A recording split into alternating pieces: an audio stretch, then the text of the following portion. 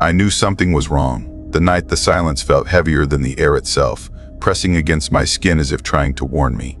I had been working the late shift at a 24-hour fuel station on the far edge of a small forgotten area outside Philadelphia, a place that felt more like a ghost hanging off the city than a real town. People called it Backline, a name as worn and tired as the streets that twisted through it. I had been here almost 3 years, trying to save money for school, trying to stay invisible. I thought Backline would be quiet enough to let me breathe. I was wrong. My name is Nathan. I never expected my life to turn into a story people would whisper about, but even now when I remember, my hands shake. The things that happened in Backline still live inside me, and I can hear them sometimes when the lights flicker. I used to believe only people made bad choices. I did not know an entire place could hide evil. I did not know a town could watch you the way hunters watch a wounded animal. Most nights were slow, with only a few lonely drivers or night workers stopping for snacks or cheap coffee. I liked the stillness because it let me study for my online classes. But there was one man who came almost every night at about 2:10 a.m. His name was Hartley, a thin older man with coal-black stains on his fingers, a reminder of the mines that shut down years ago. He was always friendly, and for a brief moment each night I felt like someone else existed in the dark with me. He would buy the same things, a pack of Reds, a scratch card, and a large coffee. We talked about weather, old sports games, the way Backline was dying piece by piece. His voice felt safe. His presence felt like habit. Then one night he simply did not come. At first I did not think much of it. People change routines, people get sick, people move on. But as a week passed, something inside me kept tugging, a tight fear I could not shake. I asked around when locals came in. Most shrugged. One woman stared at me like I was strange for even asking. It bothered me more than it should have. The town acted like no one mattered unless they needed something from them. 3 weeks passed. I called the non-emergency line. The officer sounded annoyed, like I had interrupted a break. She told me adults can go wherever they want, no report, no panic. I hung up feeling smaller than before, my worry pressing deeper into my bones. One cold October night, when my shift ended at 3, I found myself driving toward Hartley's neighborhood, an old block of sagging houses near train tracks that no longer worked. His home sat behind a leaning fence at the end of a cracked road that led straight toward abandoned mine tunnels. I had been there once when he forgot his wallet. This time, the house was dark, still, wrong. Newspapers piled on the porch like no one had touched them in weeks. I knocked. No answer. The doorknob was locked. I walked around and peered through a kitchen window. Everything untouched, dusty, quiet. My heart thumped hard. Something terrible had happened. I could feel it, cold as ice. I turned from the house, unsure what to do next, when I noticed a slim path through the yard, grass flattened as if someone had walked that way many times. It stretched toward a rusted fence and the mine entrance behind it. The air felt colder there, too cold for the night. I lifted my phone, turned on the flashlight, and followed the path even though everything inside me begged me to stop. But fear mixed with duty, and I kept going. The mine entrance yawned like a mouth carved into the hill. The warning signs were unreadable, eaten by rust. I stepped through a gap in the fence and felt damp air wrap around me, heavy and sour. My light caught a shape on the ground, a shoe, half buried in dirt. A worn work boot, Hartley's kind. My breath hitched. My legs moved on their own. Inside the mine, the walls squeezed close, wet and cold. Water dripped somewhere far back, echoing like a heartbeat. My steps scraped along old stone. I moved slowly, shining my weak light ahead, feeling like the darkness was pushing back. Minutes felt like hours. My battery dropped fast. I almost turned around when my light caught another boot, and then torn fabric hanging off broken rock. My throat tightened, fear burning like hot sand. Still I kept going. The tunnel widened into a chamber and the smell hit me first, thick and rotten. My light trembled as I raised it. Bodies, not one. Many, some bones only, some bones only. Some swollen and pale. I stumbled back, almost falling. My stomach turned, my eyes fixed on a figure slumped against the far wall. Hartley, silent, gone, with a dark wound near his temple. I tasted metal in my mouth. Panic swallowed me whole. I do not remember leaving. I do not remember reaching my car or driving back. My mind only remembers the feeling that I had stepped into something I was not meant to see. I called from the station parking lot. Officers arrived slowly, acting like I had exaggerated everything. But when they followed me into the mine, they found everything exactly as I said. The town erupted in fear, though many pretended they had nothing to fear. The investigation dragged for months. They could not find fingerprints or DNA, no witnesses, no suspect. They discovered records deeper in the mine. Notes, lists, schedules. Someone had been planning these killings for years. Someone watching lonely men, someone patient. Police questioned me many times. They were careful, but I could see the annoyance behind their eyes. They blamed me for disturbing the crime scene. I did not care. I wanted truth, but Backline was a place where truth drowned in silence. I began having nightmares. I dreamed I was trapped underground. I dreamed Hartley reached for me with empty eyes.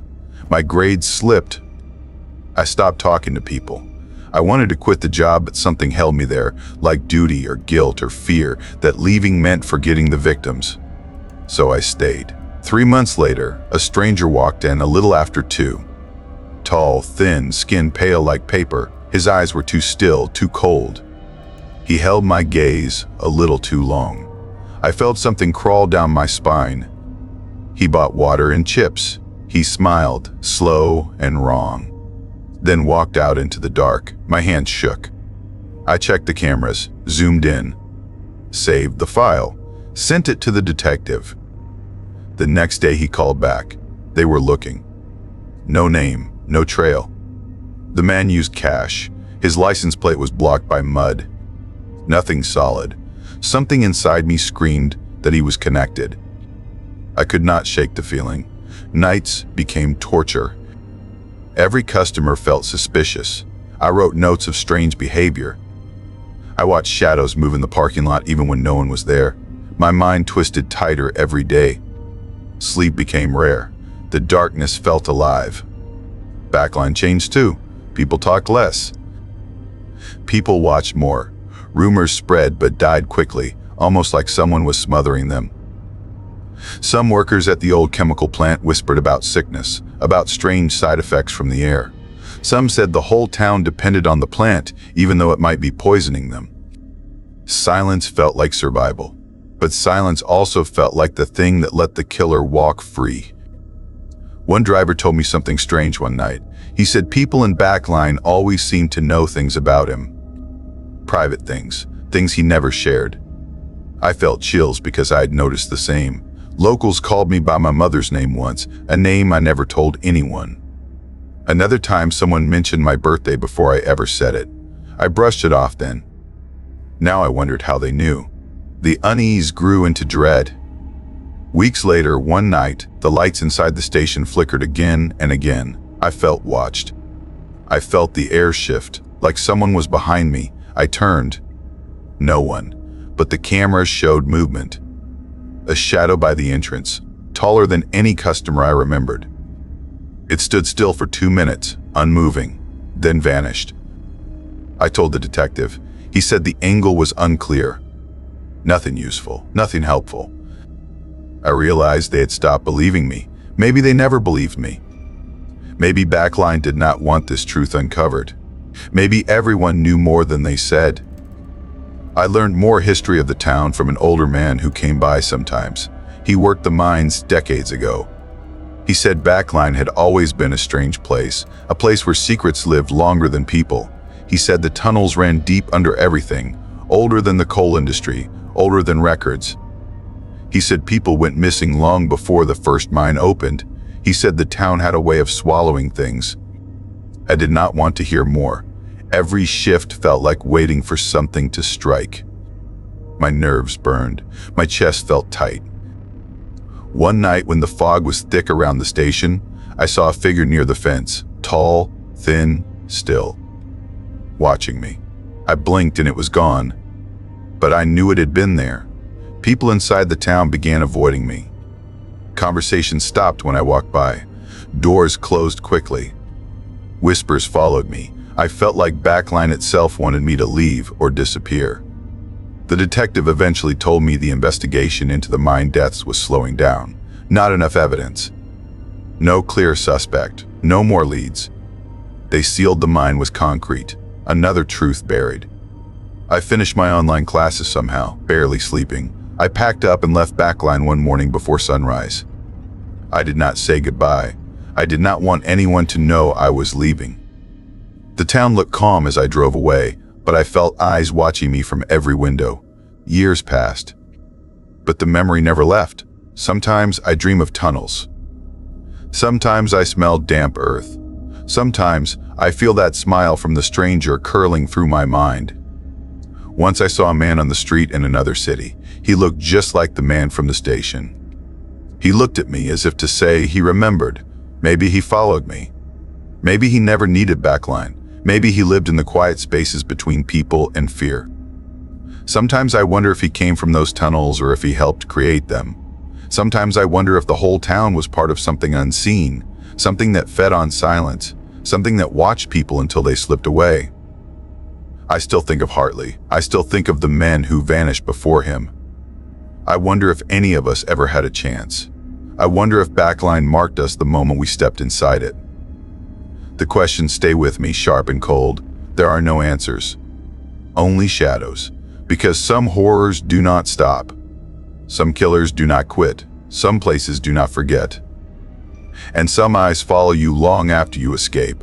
Sometimes danger grows when people stay silent, so speaking up can save lives. Trusting your instincts matters, because ignoring them can lead to harm. Communities must care for one another, or darkness can hide in plain sight. Courage is not the absence of fear, it is choosing to act even when afraid. I felt the cold first, the kind that slips under clothes and settles against your bones, the kind that warns you something is already watching. That was the night everything started, the night my life bent in a direction I never chose and could never undo. My name is Rylan, and I grew up on the far edge of Pittsburgh, where the hills turn wild and the roads twist toward old woods that look older than the city itself. My family had lived out there for almost a century, long enough for stories to cling to the land like fog, long enough for the people in town to pretend they did not see the things they whispered about after dark. My great-grandfather had built the old farmhouse by hand, and every generation after him stayed close, tending the land, raising animals, living quiet lives. I used to think that kind of life meant safety, but I learned fast that quiet places just hide louder monsters. I had worked as a field medic for years before I burned out, so I came back home telling everyone I needed a slower life, telling myself I needed to breathe. I ran a small clinic in town, patching up kids from bike crashes, farm workers with cuts, old folks with aches. People smiled at me, trusted me, thanked me. It seemed peaceful. It wasn't. It started on a late autumn night, the air sharp with wood smoke from chimneys and the brittle smell of dying leaves. I left the clinic at almost 2:13 a.m., exhausted, the kind of tired that makes everything feel heavier. The drive home wound through thick forest, the trees leaning overhead like they wanted to swallow the road. I had driven that road thousands of times, slow and careful, watching for deer. But that night something moved across the road so fast I slammed the brakes before I even knew I had reacted. The truck skidded on gravel, shuddered to a stop, and my heart hammered hard enough to shake my ribs. I waited for a deer to run off, or a raccoon or anything. But the road was empty. The forest was silent. My headlights stretched across black nothing. I told myself I imagined the shape, the height, the speed. I hated how unsure my own brain felt, how easily the darkness distorted everything into something worse. I forced myself to keep driving, though every few seconds I checked my mirrors, certain I was not alone. When I pulled into my driveway, everything looked normal. Porch light on, house quiet, barn sitting in shadow like it had for decades. I stepped out and felt the air shift, tense and strange, but I told myself I was tired. I went to check the animals. I only kept a few goats, some chickens, and one old horse named Scout. They were usually calm at night, almost bored with routine, but when I opened the barn door, they panicked at the sound. Goats huddled tight in one corner. Chickens fluttered like a storm was passing over. Scout stomped and thrashed, eyes wide, muscles trembling. Nothing attacked them. Nothing moved, but something had been there. I felt it like a hand brushing the back of my neck. I stayed in the barn almost an hour, calming them, speaking low, letting them smell that I was there and they were safe. But the whole time I kept looking at the doorway, waiting for something tall to fill the frame. The next morning, the rooster crowed like normal, but when I walked toward the barn, everything stopped. The air felt wrong again. Mud near the door held deep prints, too large for a dog, too narrow for a bear, too long for any animal that should walk on 4 legs. Each print was the size of my hand, with claw marks carving through the mud. They came from the tree line, circled the barn, stopped at a weak part of the wall. Fresh scratches dug deep into the old wood, like something tested the structure, learning how to get in. I took pictures, my hands shaking even though the morning sun was bright. I called Marcus, my neighbor, an old wildlife officer who had grown up there and knew the woods better than anyone. When he arrived, he crouched by the prints and stared too long. His face tightened. His jaw worked like he was chewing on words he didn't want to say.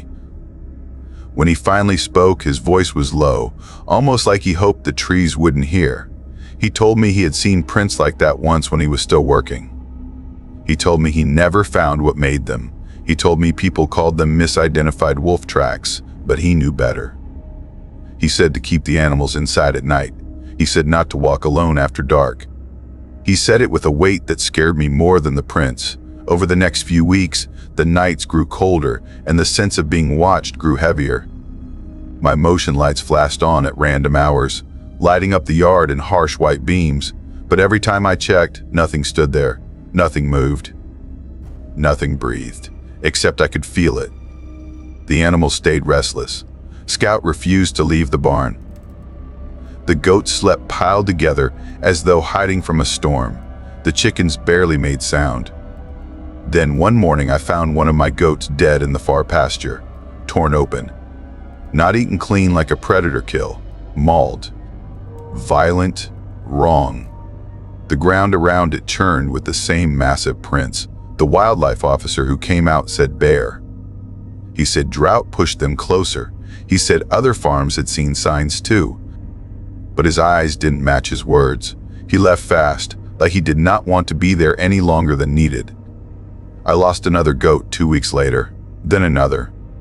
I started sleeping in the barn some nights, rifle on my lap, waiting for the thing that circled my land. Sleep turned to scraps. Food tasted like dust. Silence grew loud enough to drown out everything else. I set up trail cameras along the tree line. Most nights, they caught nothing. Sometimes they caught the animals running in panic, fleeing shadows. And once, just once, they caught a blurred shape, tall enough to stand above the fence, moving upright. Around that same time, strange things began happening in town. A teenager who volunteered at my clinic told me people were forgetting someone who lived on his street. He said an old woman disappeared, and the neighbors acted like she never existed. He said her mailbox was still there, her curtains still hanging, but everyone insisted her house had been empty for years. A nurse I knew whispered that the patients who complained at the hospital were suddenly transferred, then never mentioned again. Rooms cleared out overnight. Paperwork vanished. Families stopped asking questions. And I found something even worse. A box of old photos in my attic had pictures of me as a child standing in places I did not remember. Beside people I had never seen. In woods that didn't look like the woods near my home, but the date stamp said I was 5, then 7, then 9. Same clothes I remembered wearing at that age, same haircut. Different world behind me. I tried to ignore it. I tried to pretend it was someone else, but the child in the photos stared forward with my same eyes. All these things settled inside me, twisting, tightening, making every breath feel thinner. Then came the night everything changed. I woke around 3:08 a.m. to the sound of Scout screaming. A sound I didn't know a horse could make, raw and terrified. I grabbed the rifle, ran outside, and the cold bit me hard as I stepped onto the porch. The motion lights flashed on, the yard burst into light. And at the edge of the property, beyond the fence, something stood, tall, upright, almost 7 feet, maybe more. Covered in dark fur that looked wet in the light, head shaped like a wolf but longer, sharper, shoulders broad, arms too long. Claws curved like tools made for ripping. Its eyes glowed greenish yellow, steady, focused, aware. It was studying me. I tried to lift the rifle, but my hands shook too hard. My body froze, trapped between fear and disbelief. The creature didn't move. It didn't snarl. It just watched, breathing slow, controlled, like it knew exactly how much power it held. Then it turned, smooth and quiet, and slipped back into the forest. No branch cracked. No leaf rustled. It moved like a shadow leaving its place. I waited until sunrise before I stepped off the porch. At the fence, I found fresh tufts of fur snagged on wire. Thick, coarse. Unlike anything I had ever touched. I took the fur to a university biologist. He tested it, studied it, ran scans. When he called me back, he sounded unsure, almost scared. He said the fur did not match any animal known in North America. He said the structure looked almost like a hybrid that shouldn't exist. He refused to say more. He told me he could not identify it and maybe should not try. That night I went home with the worst feeling I had ever known, the sense that the world was larger and darker than I ever understood. Weeks passed. Snow came, and the creature returned whenever it wanted, leaving prints, scratching walls, killing animals, reminding me it was nearby. Something else changed too. Townspeople stopped talking to me. Some looked away, some looked through me. Like I was fading, like they were forgetting me the way they forgot others. One night I found my own mailbox empty, not unusual. But then the next night it was gone entirely. Post dug out. Mailbox removed. When I asked the post office, they said I had never been registered at that address. I had lived there my entire life. Memory bent around me like warped metal, and the creature kept coming, and the town grew stranger, and nothing felt real anymore. The breaking point came in late winter. I heard footsteps outside around 2:51 a.m. Slow, heavy, almost testing the ground. I looked out the window and saw its massive shape standing near the barn. Except it wasn't looking at the animals. It was looking at my house. I grabbed the rifle again, heart beating so loud it felt like thunder in my ears. I stepped outside, breathing cold air that stung my lungs, and the creature turned its glowing eyes toward me. But this time, something was different. Its head tilted. Its shoulders shifted. It stepped forward, closer to the house, closer to me, as though the distance between us meant nothing. I raised the gun. My hands shook. My breath fogged in front of me. The creature took another step. Then everything went silent. No wind. No animals. No sound at all. Just a stillness so complete it felt wrong. Then the creature stopped. It turned sharply toward the woods, bristled, and stepped back as though something deeper in the forest called it. Without hesitation, it vanished into the trees. That silence stayed behind. I never saw it again after that night. But I still find the prints. I still hear sounds in the woods. I still see motion lights flash for no reason. And sometimes, when darkness settles across the yard, I feel watched again. I learned something through all of this. Something heavier than fear. Some places swallow truths. Some towns erase memories. Some creatures move through the cracks of what people believe, hidden because no one dares to look directly at them. And I think the creature wasn't hunting me, not yet. I think it was waiting. One day it might return. One day it might step out of the woods again, standing tall in the cold night, watching like it did before. And when it does, I know it will come closer. I know it will not hesitate, and I know I will not escape it this time. Sometimes the quiet places we trust the most hide the dangers we fear the least. And when a town chooses to forget the truth, the shadows only grow stronger. Small warnings ignored always turn into bigger horrors, because evil never arrives all at once. It arrives in quiet steps we pretend not to see. And in the end, not everything that watches us wants to stay unseen, because some things return the moment we act like they never existed at all.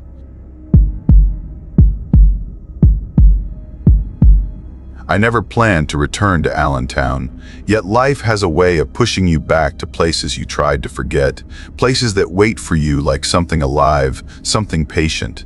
I drove into the town on a cold, gray morning, the sky low and heavy, as if the clouds were thinking about crushing the ground.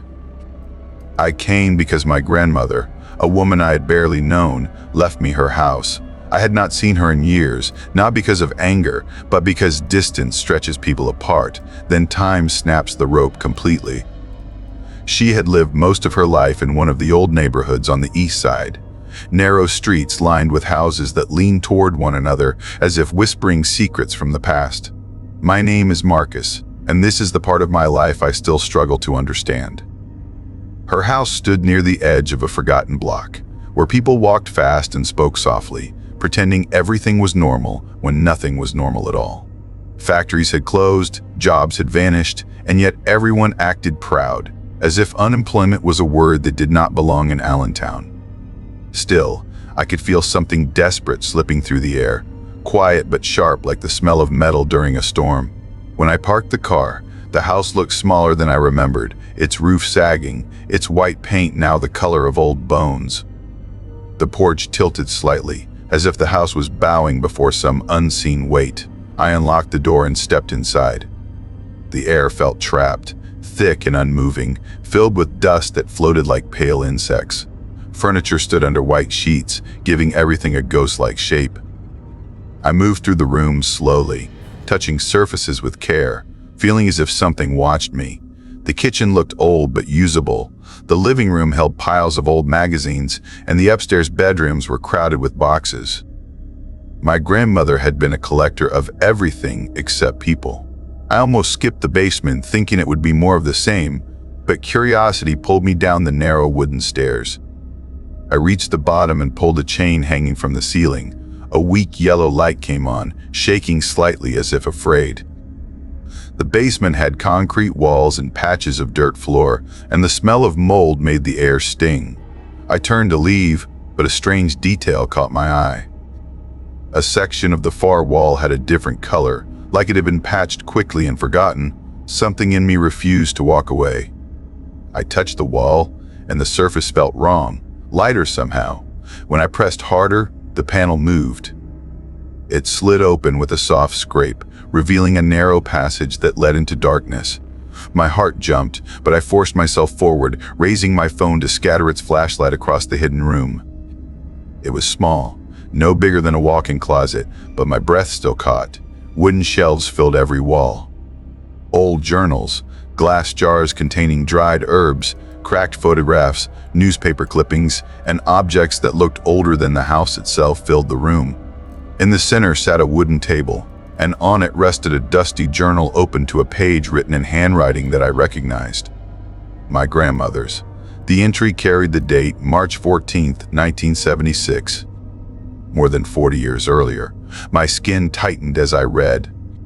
She wrote about strange things happening in the house, about waking in different rooms without knowing how she got there, about hearing voices that came from yesterday or next year, whispers that curled through the walls and touched her while she slept. She wrote about seeing people who were not alive anymore, or not alive yet. Objects vanished and returned in places that defied sense. I kept reading, my heart thudding. At the bottom of the page, she listed 5 names. 3 belonged to people I had heard stories about, locals who had vanished without explanation. The other 2 names meant nothing to me, yet seeing them in her writing filled me with dread I could not explain. Then I saw the last name, written in darker ink as if added later. My own name. The date under it matched the exact day I stood in that room. I dropped the journal. Fear rose through me like water climbing a well, cold and unstoppable. I forced myself to pick the journal up and flip through more pages. Dozens of entries described the same strange bending of time. My grandmother had documented everything with care, not skipping a single detail. She found journals left by the previous owner, who had also experienced the same thing, and the owner before that, stretching back over a century. Every owner of the house had added a journal to this collection. Every owner had seen things. Every owner had lost something.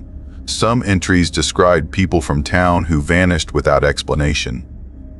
One journal from 1924 told of a young woman who disappeared, only to be seen walking through the house on a night decades later, confused and terrified before she faded like smoke.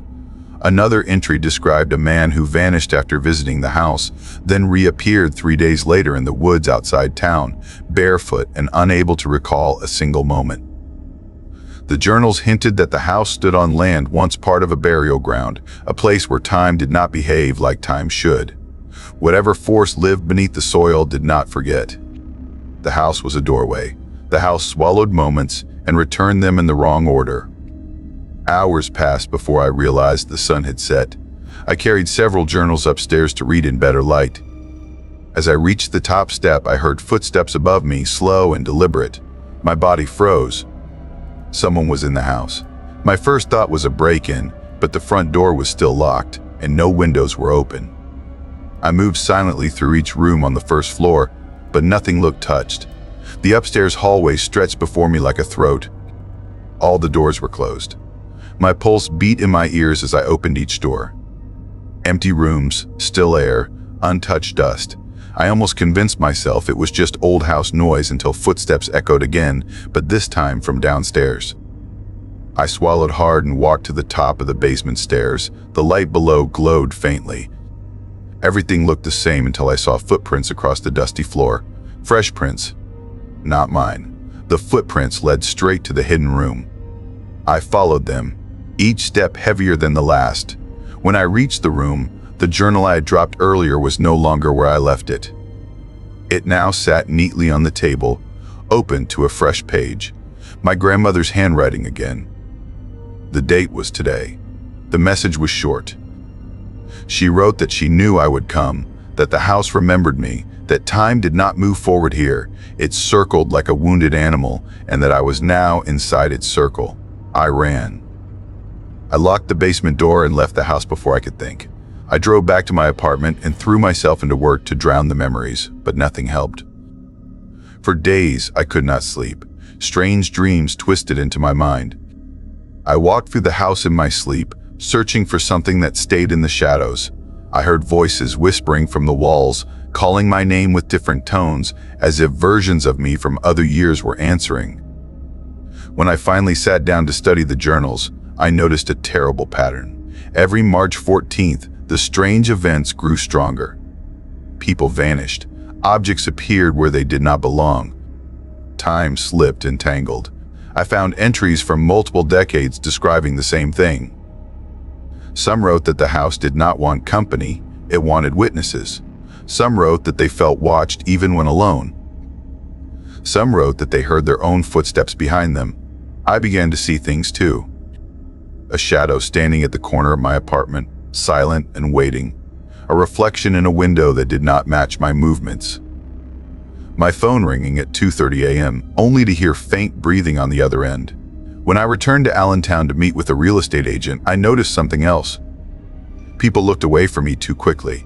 Conversations stopped when I walked into stores. A family moved into the neighborhood weeks earlier, and they tried to act like everything was fine, but I saw the fear in their eyes. They smiled as if paid to smile, never mentioned the missing work that no one in town admitted existed, and yet their desperation leaked from their tight, tired faces. I tried to sell the house. Every buyer backed out with odd excuses. One said he felt someone touching his arm when no one was near. Another said the house seemed to breathe. Another never returned my calls, and days later news spread that he vanished while driving home. Police said he must have left town, but no one believed it. I hired a demolition crew. They walked inside for 5 minutes and refused to return. One worker claimed he heard a voice whisper his name from inside the walls. Another said he saw a figure standing on the stairway, but when he looked again, it was gone. The house wanted to stay. I tried to seal the basement door with concrete. When I returned 2 days later, the door stood wide open, the concrete broken as if someone dug through it with bare hands. My name appeared on a new page in a journal I did not remember opening. I felt watched everywhere I went. My therapist, my employer, and even the pastor from my grandmother's old church somehow knew about my panic attacks before I told anyone. They asked questions that sounded rehearsed. They gave advice that felt coordinated. Their eyes stayed on me too long. I realized they shared my information with one another, not because they wanted to help, but because they feared what the house connected me to. One night, while driving home from work, I saw a broken billboard on the side of the highway. The wood splintered and the paint peeled, but the message on it made my stomach flip. It described a fear I had told no one, a private fear about disappearing without a trace. I shook my head and drove on, but when I reached another exit, the same billboard appeared again, in the same broken shape, with different words describing another fear I kept hidden. I drove faster, my hands sweating on the wheel, yet the billboard kept showing up in town after town, always rewritten with something I never said aloud. I stopped telling people anything. The house waited. I felt it every night in my dreams. The journals whispered to me, pages flipped on their own. I heard footsteps in my apartment even when no one else lived there. Something walked around my bed at night, stopping sometimes to breathe slowly near my face. March 14th approached. I tried to leave town, but my car refused to start. A mechanic checked it and found nothing wrong. I rented a car, but the rental office canceled the reservation without explanation. I booked a bus ticket, but the bus broke down before it reached Allentown. Everything pushed me back toward the place I feared. On the night of March 13th, at 7:45 p.m., I woke on the floor of my living room, though I did not remember falling asleep. Dirt covered my shoes. Dust clung to my hands. I checked my pockets and found an old brass key I had never seen before. I knew what it belonged to. I drove to the house without deciding to. My hands moved on the wheel as if controlled by memory, not my own. The streets were empty. The air felt tight. When I stepped inside the house, the door closed behind me without a sound. I walked through the room slowly, each one darker than I remembered. Shadows pooled in corners like ink. The basement door stood open even though I locked it days ago. I walked down the stairs, my breath shallow. The light flickered. The footprints were there again, fresh and small, leading to the hidden room. When I entered, every journal lay open, their pages fluttering even though the air was still. My grandmother's voice echoed softly, calling my name, but from different directions, like she was everywhere and nowhere at once. The table in the center held a new journal, blank except for the first line. It said my story was not finished. I felt something behind me. When I turned, the passage was gone. Only darkness remained. The house had swallowed the doorway. The room felt smaller. Time bent inward. I heard footsteps circling me, slow and steady. The journals glowed faintly, their words shifting. I felt pulled into something deeper than fear, something that wrapped around my bones. I realized then that the house did not just twist time. It wanted people, it wanted stories, it wanted witnesses added to the pattern. My grandmother had been trapped. Others had been trapped, and now I understood why the house left my name in journals written before I existed. It had been waiting. The floor shook gently like a heartbeat. The shelves trembled. The air rippled. Something touched my shoulder, soft at first, then firm, guiding me toward the table. I picked up the blank journal. My hands moved on their own, writing my name on the next page.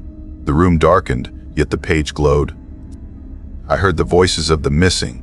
They whispered around me, calling out from years that did not line up.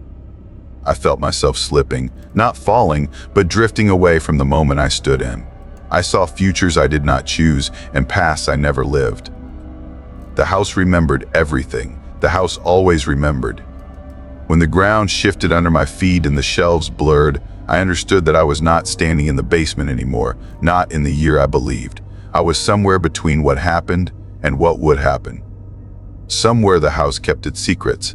I do not know how long I have been here. Time folds. Days vanish.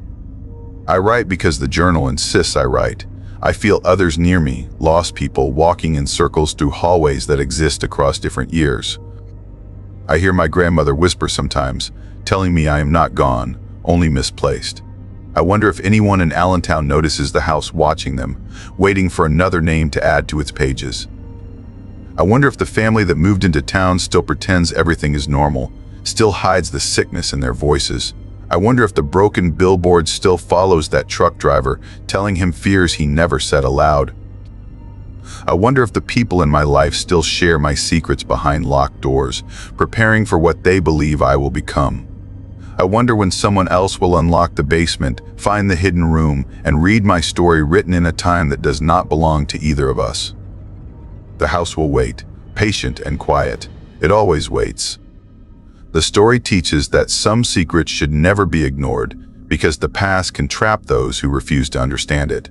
Running from fear only gives it more power, while facing the truth is the only way to break its hold.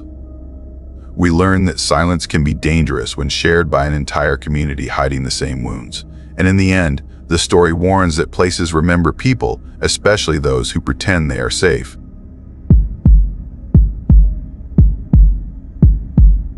I moved toward Erie because I thought I needed a place where I could breathe again, a place where my mind could slow down and my heart could stop racing from the noise of life. I believed an old house would calm me. I believed silence would help me rebuild myself. I was wrong. My name is Jonah Cross, and I never meant to walk into a past that refused to die. The house waited for me like it knew I was coming.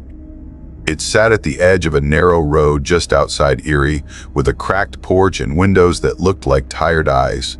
The listing said it had been standing since long before the Civil War, and that alone pulled me toward it. I had always loved places older than my own memories. I trusted history more than people. History did not lie to my face. I worked as an archivist then, just simple work in a dusty office where people rarely talked to me except to hand me old papers. I lived a quiet life. Too quiet, maybe. But I never imagined how loud silence could become after midnight. When I first stepped inside the house, the smell of dust mixed with damp stone floated through the rooms. The floors were worn, the walls scratched, and the ceilings sagged a little like they had been holding their breath for years. But under all that age, I saw beauty. Old beams, carved trim, a fireplace with a mantel that someone had shaped with their own hands. The realtor told me everything needed work. Plumbing, roof, wiring, floors. I nodded and barely listened. I only saw what it could become. I only thought the house was waiting to be loved again. I bought it in one day. I could only fix the house on weekends. I drove from my apartment in Buffalo every Friday after work, reaching Erie late in the evening. At first, nothing strange happened. I cleaned. I painted. I dragged furniture across the floors. I slept on an air mattress in the living room. The nights were long but calm. Then came the fourth night.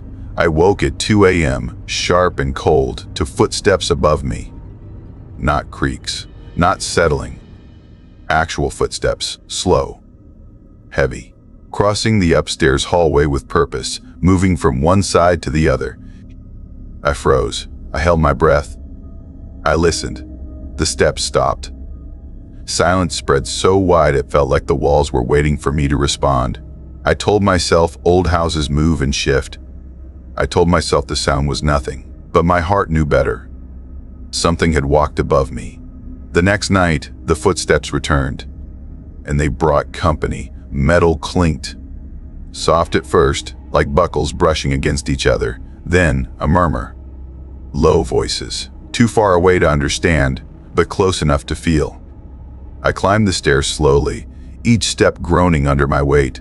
The noise came from the master bedroom, a room I had not touched yet, a room I avoided for no reason I could explain. I pushed the door open with one hand. The room was empty.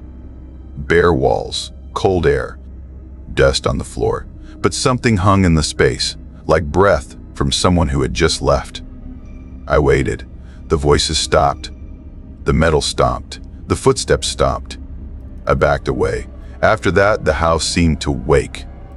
Every night, the footsteps returned. They followed the same path. Hallway, master bedroom, silence. Then something new joined them. Marching, dozens of boots. Sharp, perfect rhythm. They marched as if an army had risen in my house. The sound would roll in from far away, growing louder until it filled every wall. Then it vanished. One night, the sky outside was clear and quiet, but inside the house a cannon fired. Not faint, not a trick of imagination. A booming blast so strong my windows rattled. My heart slammed against my ribs. Then another blast, and another. Between them, men shouted, orders, commands, pain. Gunfire cracked like bones. I looked outside. Nothing, only trees. Only darkness. I needed answers. I went to the Erie Library and spent hours digging through old records. I learned the land had been used during the Civil War. Not for a battle, but for what came after. A field hospital had once stood where my house stood now. Hundreds of wounded men were brought there from the fighting downstate. Many died before anyone could cut their uniforms open. Many others died after brutal surgeries done with no anesthesia, no clean tools. The records mentioned mass graves. Bodies later moved to a cemetery, though no one knew if every grave had been found. I stared at the papers until the words blurred. My house was built on suffering, on fear, on pain that never had time to leave. That night I lay on my air mattress and whispered to the dark that I knew now, that I understood, but understanding did not help. The footsteps grew louder, the voices closer. And then shadows joined them. I saw them first in the corner of my eye, dark shapes drifting through the hallway. Tall figures with gear slung across their shoulders, rifles in hand. Faces hidden. Every time I turned, they were gone. But the cold remained. I told myself to be brave. I was not brave the night one appeared at the foot of my bed. I woke at 3:05 a.m. to see a tall silhouette standing in front of me. No sound. No movement. Just a man-shaped shadow staring in silence. I could not breathe. I could not blink. The air felt thick, like water. Then the figure faded, dissolving like ash in wind. I did not sleep again. Then came July. A humid night, no breeze. I lay awake, sweating, waiting for the footsteps, waiting for the marching, waiting for the cannon. But something else came. Screaming, raw, violent, real pain. It rose from the master bedroom, cutting through the quiet like a blade. My skin turned to ice. I grabbed my phone for light and climbed the stairs. Every step shook under me, like the house itself feared what waited. The screaming grew louder, voices surrounded it. Men murmuring frantically, metal clattering, and a wet sound like something being cut. I pushed the door open with shaking hands. The room changed. The bare floor became a wooden table stained dark. A young man lay on it, face twisted in agony, sweat dripping down his temples. His leg was mangled, blood pouring freely. 3 men in blood-covered aprons stood over him, one gripping a saw. Another pressed his hands on the man's shoulders, holding him down. No one looked at me. They were too busy fighting death. The scene flashed away, gone. Only my empty room remained, moonlight on the boards, dust in the corners. I fell backward, gasping, shaking so hard my teeth hit each other. I slept in my car until sunrise. The next day I called a local priest. He blessed the house room by room. He said pain can leave marks that never wash away. He said some spirits cannot find the road out. He said the blessing might calm them, but it would not erase what happened. For a few weeks, the house quieted. No footsteps. No marching. No cannon. I slept better. I almost convinced myself the horror was gone. But pain, once awakened, rarely sleeps again. The footsteps returned first. Gentle now, slow. Then the voices, whispering low. Then the shadows, watching me more boldly. I told myself I could still live here. I had come too far to leave. I tried speaking to them. I told them I respected them. I thanked them. I left flowers in the master bedroom where the table had appeared. I whispered that I was sorry for what they endured. Slowly, the sounds weakened.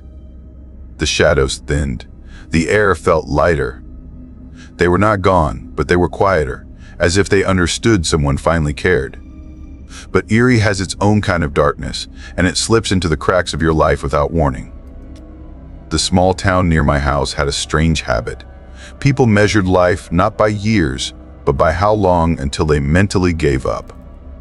They said it as if it were normal, as if counting the breaking point was easier than counting birthdays. It unsettled me. Worse was when the locals began to avoid me. Not slowly, not subtly, just gone. They stopped talking to me the moment I asked about old suicides in the area. Every family had at least one, sometimes two. I wanted to understand, but asking questions turned people cold. They stopped answering my greetings. They closed doors. They looked past me like I was fading away. I felt like the town itself wanted me silent. One evening I stopped at a small diner. The waitress stared at me like she knew my thoughts. When I ordered, she spoke my words with me, every syllable. She smiled without warmth, waiting for me to finish. It was like she already knew every choice I would make. I left without eating. Something was wrong in this place. Something lived under the soil, in the houses, in the minds of the people. Something old. Something hungry. The house felt it too. The footsteps grew strange. They paused at my door more often. The shadows began tilting their heads when they appeared, watching me with a kind of tired curiosity. The air carried a hum, low and constant, like whispers trapped under the floor. I tried to ignore it, but the house kept pulling me deeper. One night I woke at 1:29 a.m. to a figure sitting in the corner of my bedroom. A soldier, uniform torn, face empty. He whispered words I could not understand. His voice broke like paper. His eyes were hollow, as if he had seen too many endings. When I blinked, he was gone. The next night, another appeared. Closer, kneeling beside my bed. The next night, one stood in the doorway, not fading this time. Solid, as if the wall behind him held no meaning. I could not move. The room felt full of heat and cold at the same time. My breath turned white in the warm air.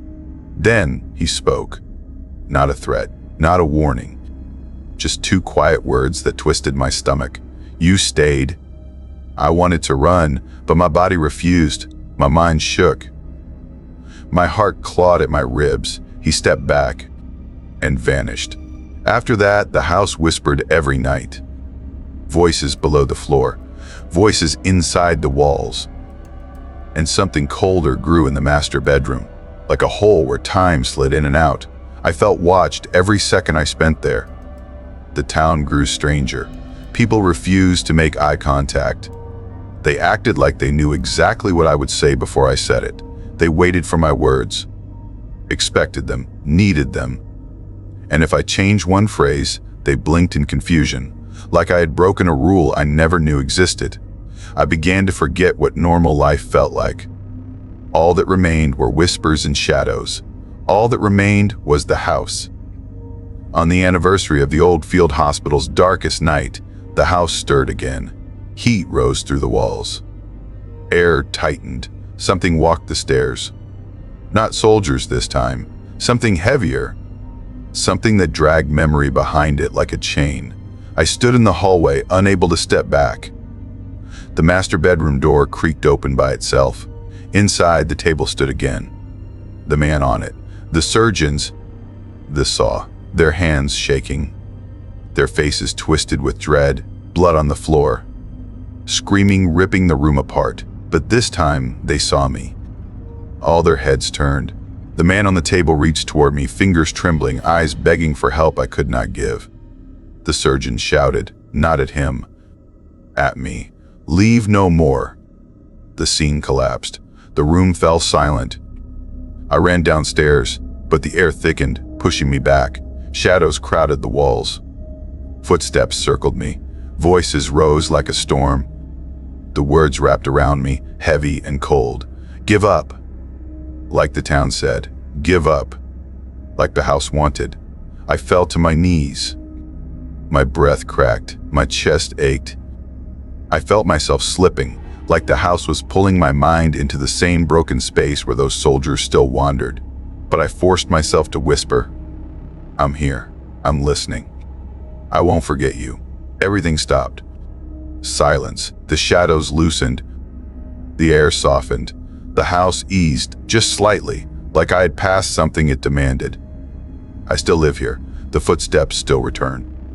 The shadows still drift. The soldiers still walk through the hall some nights. And sometimes, just before dawn, I hear the faint echo of cannon fire rolling through the walls like a memory trying to breathe again. I do not fear them now, but I do fear the town, because every time I ask the wrong question, another person disappears from my life as if I was never part of theirs.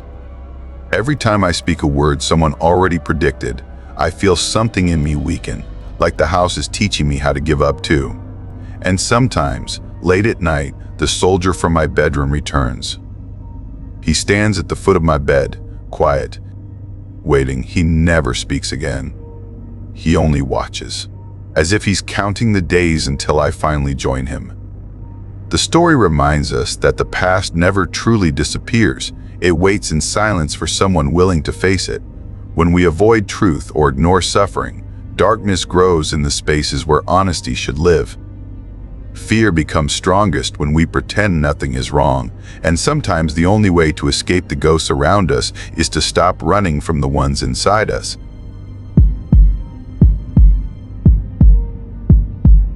I could feel the cold air biting my skin long before I understood why I kept returning to abandoned places.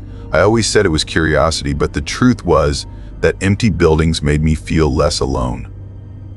My name is Ryvan, and I grew up in a quiet corner of Scranton, Pennsylvania, where old factories, silent mills, and forgotten homes filled the landscape like bones from another time. My childhood was strange, shaped by stories of people who vanished without warning and a town that pretended nothing was wrong. Sometimes I wondered if the missing people had simply stepped into someone else's life, the way I often felt like I had stepped into mine, wearing memories that never belonged to me. When I became an adult, I joined a small group of urban explorers. Most weekends we wandered through abandoned schools, rusted plants, and decaying houses. We took pictures. We researched. We tried to understand what time had erased. Scranton was full of stories, worn down by years of smoke and steel. Most places were sad, broken, but not dangerous. That changed the day we decided to explore the old West Hollow Psychiatric Center on the far edge of town. The hospital had closed after years of scandals, lost funding, and whispered rumors of cruel practices. The property stretched across a lonely hill, a narrow road curling toward it like a warning finger. Locals told us to stay away. Police guarded the grounds when they felt like it, and no one who trespassed came back with the same look in their eyes. Some people said the silence there was not normal silence, that it breathed like it was alive. On a cloud-heavy afternoon in October, my friends and I decided to enter anyway. There were 4 of us, me, Lauren, Mako, and Finn. We parked our car far from the property, near an old mill that had once controlled the rhythm of the entire town. The mill whistle used to blow every morning and evening, shaping the emotions of the people who worked there. Even though the mill had shut down years ago, some nights residents claimed they still heard the whistle echoing through the valley, telling them when to wake, when to sleep, when to feel fear. We moved through the trees and slipped through a gap in a rusted fence. The hospital towered ahead, a long shape of brick and broken windows. Ivy covered most of the walls, twisting into empty rooms like searching fingers. The main entrance was blocked, but a side door hung loose and splintered, as if someone had forced it open recently. I stepped inside first, lifting my flashlight. Dust floated in the beam like pale ghosts rising from the floor. The inside smelled of mold and old medicine. Papers lay scattered across the tiles. Graffiti covered the walls, colors smeared into strange shapes. Furniture was overturned and broken. The air felt heavy, as if the building held its breath while watching us. We explored the first floor slowly. Offices, waiting rooms, counseling spaces. All empty, nothing but dust and memories. I tried to imagine the people who once sat here, hoping for help or fearing what waited in the locked rooms below. I wondered if they had felt the same quiet pressure I felt now, the sense that someone unseen walked beside us. After a while, we found a stairwell leading to the basement. The steps were narrow and damp. Water dripped somewhere, steady and slow. Each step echoed too loudly, bouncing back as if the darkness wanted to swallow the sound. At the bottom was a long hallway lined with heavy metal doors. They looked more like prison cells than patient rooms. Each door had a small window covered with wire mesh. Padlocks hung from some latches, rusted but still attached. The smell down here was sharper, a mix of wet concrete and something sour beneath it. We opened the doors one by one. Most cells were bare, nothing but concrete walls and floors, but a few still held metal restraints bolted to the walls. In one cell, leather straps dangled like lifeless limbs. Another room held a narrow bed frame with more straps attached. I felt my stomach tighten. I had read about old treatments, the cold kind that called suffering a cure, but seeing the real thing made my hands tremble.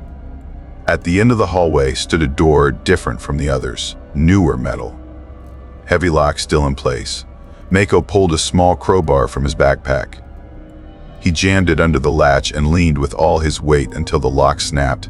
The door swung open, complaining in a long groan. The room inside made us freeze. It was larger than the others.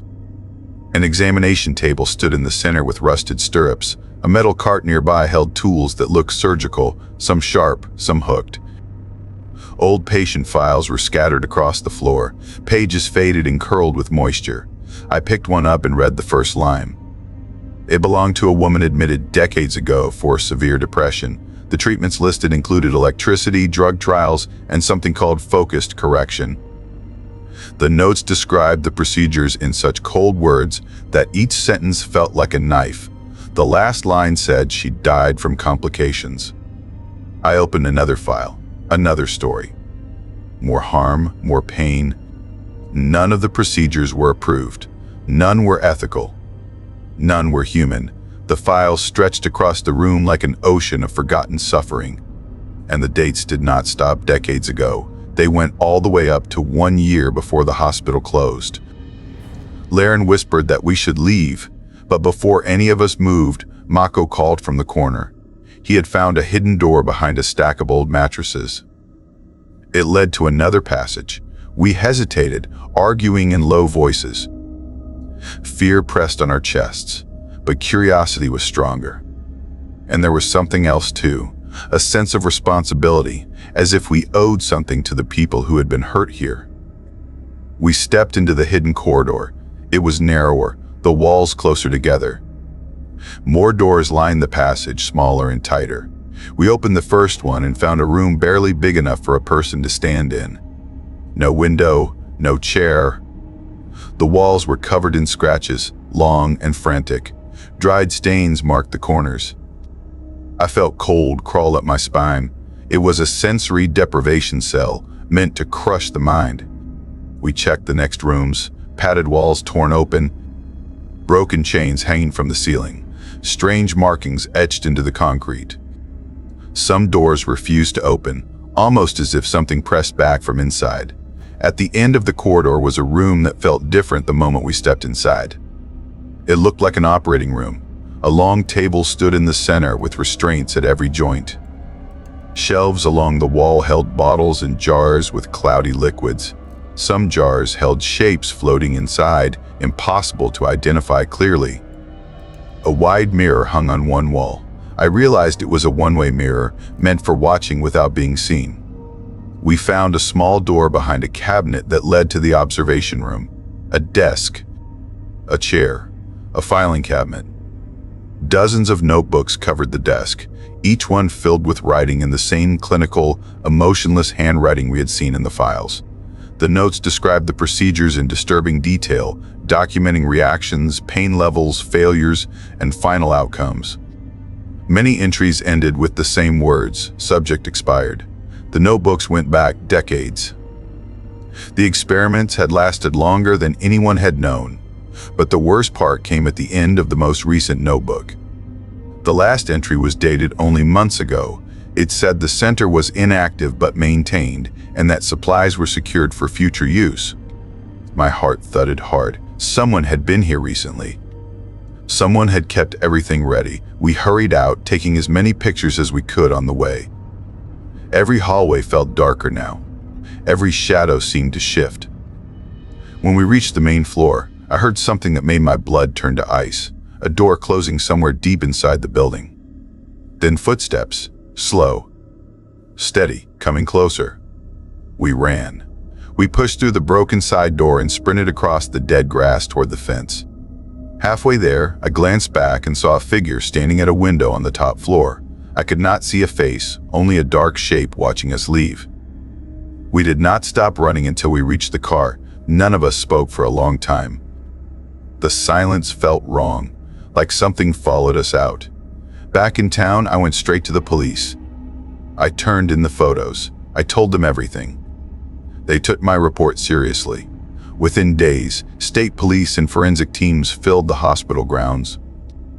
They discovered more than we had seen: patient files, secret rooms, evidence of experiments, bodies buried on the property, people who were listed as transferred but never made it anywhere, and they confirmed that someone had been inside recently.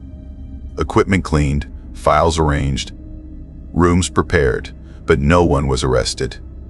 Most of the doctors responsible were long dead or unidentifiable, and whoever had been there months ago had left nothing behind. The hospital was sealed, windows bricked, doors welded shut, a new fence wrapped around the property. But the truth stayed loose, like something still wandering the halls. I still think about the figure in the window. I wonder if it was one of the old doctors, or a student of their work, or someone who had stepped into another person's life without resistance, the way some people vanish and others appear wearing their memories. I also think about how the town used to discourage friendships, how people said it made the population easier to control. I think about how loneliness was not natural here. It was planned, managed, enforced. Sometimes at night I hear the old factory whistle. The mill has been shut for years, but the sound floats across town like a command. Wake, sleep, fear, remember. Some nights I feel like the whistle is trying to call me back to the hospital, like the building remembers my footsteps and wants them again. And some nights, I feel like I am not living my own life at all, like I walked into someone else's story long ago. Someone who did not resist when I took their place. I try not to think about what the notebook said. Future use, materials ready, observers waiting. But sometimes, when the wind shifts, I hear footsteps behind me, slow and steady, like someone patient enough to follow me forever. In places where suffering was once ignored, silence becomes dangerous. When people turn away from cruelty, it grows in the shadows until it becomes part of everyday life. Evil survives not because it is strong, but because no one questions it. The story reminds us that we must never stay quiet about wrongdoing, never pretend something isn't happening just because it is easier to look away. The moment a community accepts silence, it becomes a prison, and anyone can lose themselves inside it. The lesson is simple but frightening. If you ignore the truth long enough, it will come looking for you.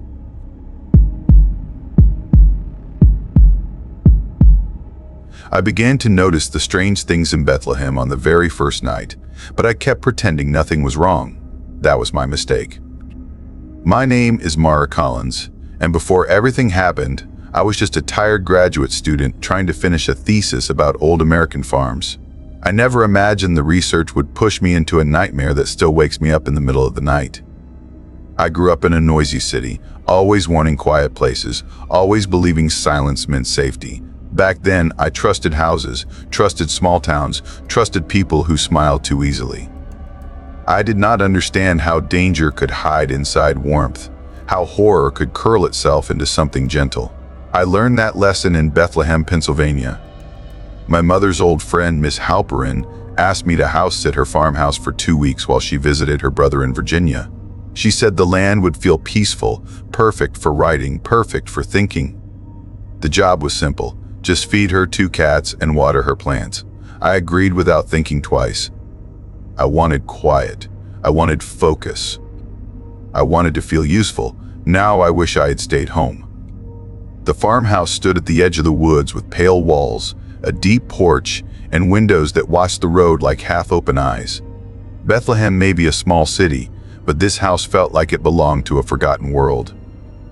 A gravel driveway curled through tall trees. The closest neighbor lived far across a slope of sagging fields. At night, you could not hear a single car.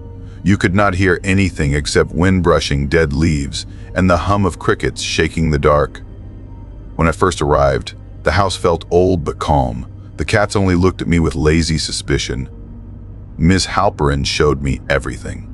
The lights, the keys, the basement door she always kept closed because the hinges stuck, and the attic she rarely used. She told me her house had a soul, that old homes always did, that you just had to learn its rhythms. I laughed politely. She hugged me goodbye and wished me quiet nights. Quiet was the last thing I got. The first 3 days slipped by without trouble. I woke early, made coffee, and wrote at the kitchen table. Sometimes I walked into town and watched the people move about with soft politeness, every face warm but slightly rehearsed. I felt that even the grocery store cashier smiled as if she were following lines from a script, careful not to make mistakes. Nobody talked too loudly. Nobody seemed annoyed. Nobody asked questions they did not need to ask. It surprised me, but I pushed the thought away. Small towns were like that, I told myself. But small towns do not hide everything they pretend. On the 4th night, I noticed the first wrong detail. The dining room chair had moved.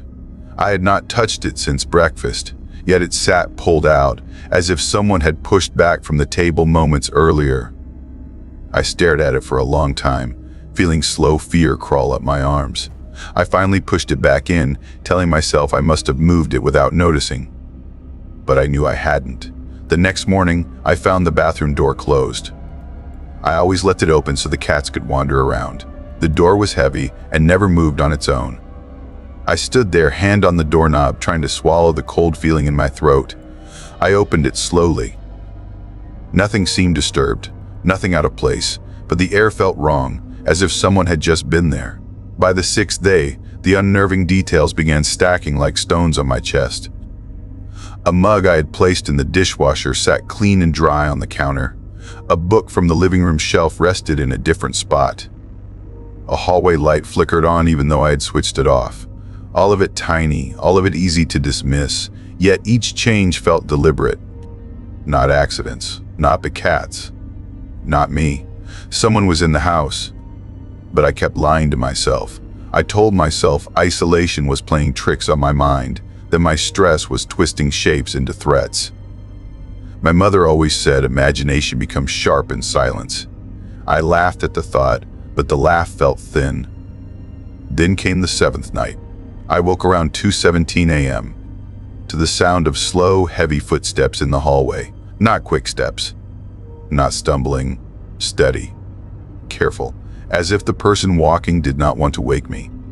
The floorboards groaned under the weight. I froze in bed, my heart hammering so loudly I worried the sound might give me away. The air felt thick, as though the house itself held its breath. The footsteps reached the top of the stairs. Then silence. I slid out of bed, grabbed my phone, and opened the door with shaking fingers. My flashlight beam stretched down the empty hallway. Nothing. The cats lay curled on the downstairs couch, eyes half open and lazy. Nobody else was there. But someone had walked outside my room. I knew that as clearly as I know my own name. The next morning delivered the proof I needed yet feared. Muddy footprints trailed from the back door to the basement door. They were small, smaller than mine. The back door was still locked. No broken glass, no forced entry. A person had entered without unlocking anything. My breath shook as I followed the prints to the top of the basement stairs. I hesitated, remembering that the basement smelled of old dirt and mold. The single bulb barely penetrated the dark. The walls yawned with shadows. I had only gone down once on the first day and avoided it ever since. But the footprints waited. I descended slowly, gripping the railing for courage. At the bottom, the prints led toward a darker part of the basement, where the foundation dipped into a narrow crawl space. My phone light cut through the gloom, trembling in my hand. The crawl space gaped like a mouth. Inside, the dirt floor showed flattened patches, worn from use. An old blanket lay crumpled there. A stained backpack slouched beside it. Empty food wrappers glinted in the dust. Someone had been living beneath the house. Someone had been crawling out at night, watching me, studying me. I staggered backward, breath sharp, vision flickering with panic. As I climbed the stairs, a faint sound drifted up from the crawl space, fabric shifting against dirt, a slow scrape. Someone was waking up down there. I ran. I did not grab anything except my keys and phone. I did not lock the door. I drove until Bethlehem faded behind me and bright lights from a gas station spilled across my shaking hands. There, I called the police. My voice trembled, but I explained everything. 2 officers met me and followed me back to the house. They walked through each room with weapons drawn. I waited outside, pulse wild in my ears. When they finally returned, their faces were grave. Yes, someone had been living down there. They found food, water, clothes, a notebook filled with neat handwriting. The entries detailed my daily schedule, my meals, my habits. They showed the times I left for walks, the minutes I spent making coffee, the hours I slept. I felt sick, violated, stripped of safety. The stranger had been watching me not from a window, not from a distance, but from beneath my feet, studying me like an experiment. The police searched the property but found no one. The exterior access panel behind thick bushes showed signs of constant use, but the person had vanished. No fingerprints, no clues, no name. Just like Bethlehem itself, the stranger followed quiet rules. They moved with intention. They lived without leaving a trace. They escaped without being seen. I called Miss Halperin and told her everything. She returned home early and insisted I leave immediately. I packed in minutes. Even as I left, I felt eyes on me, watching from the tree line or perhaps from the dark beneath the porch. I kept glancing back, expecting someone to crawl out from under the house.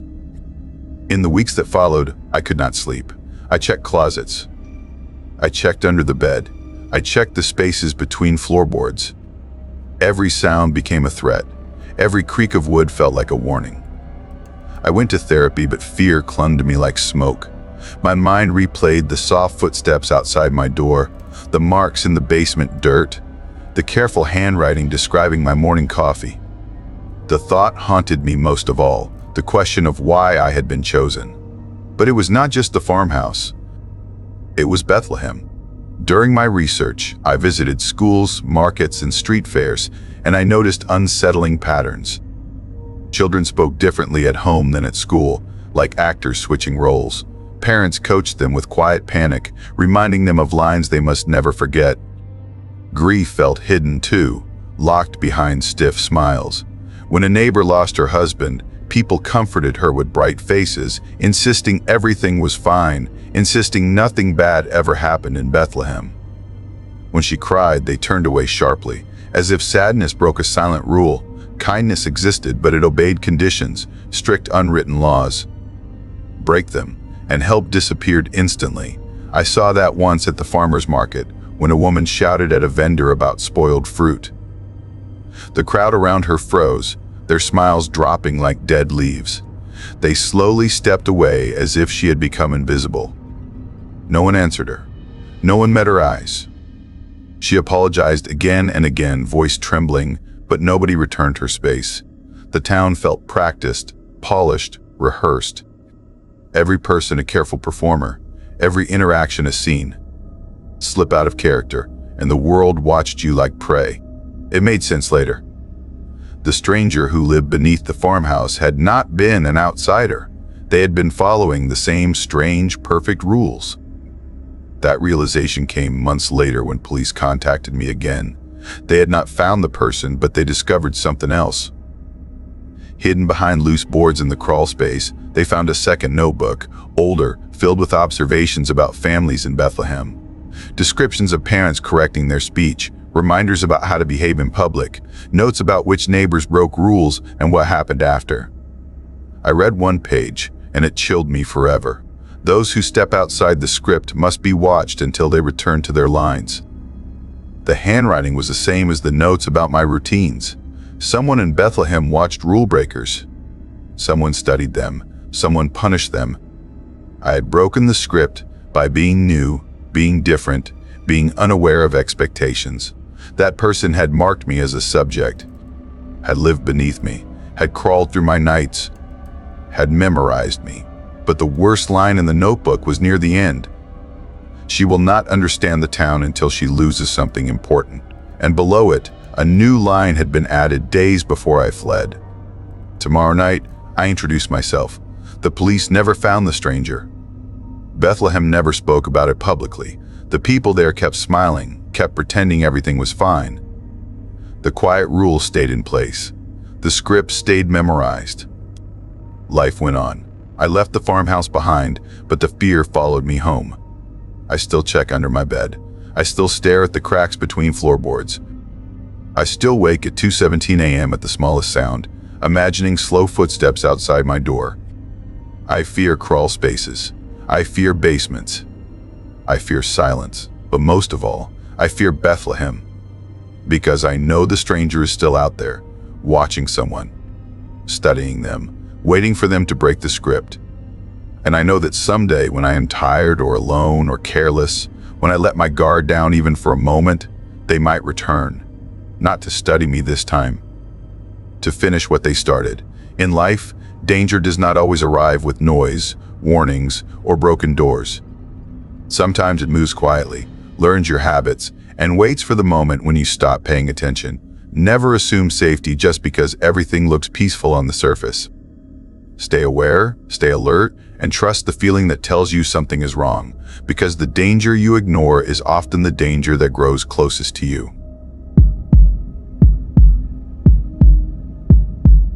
I never planned to tell this, yet I feel something pushing me to speak, as if the story wants a voice of its own.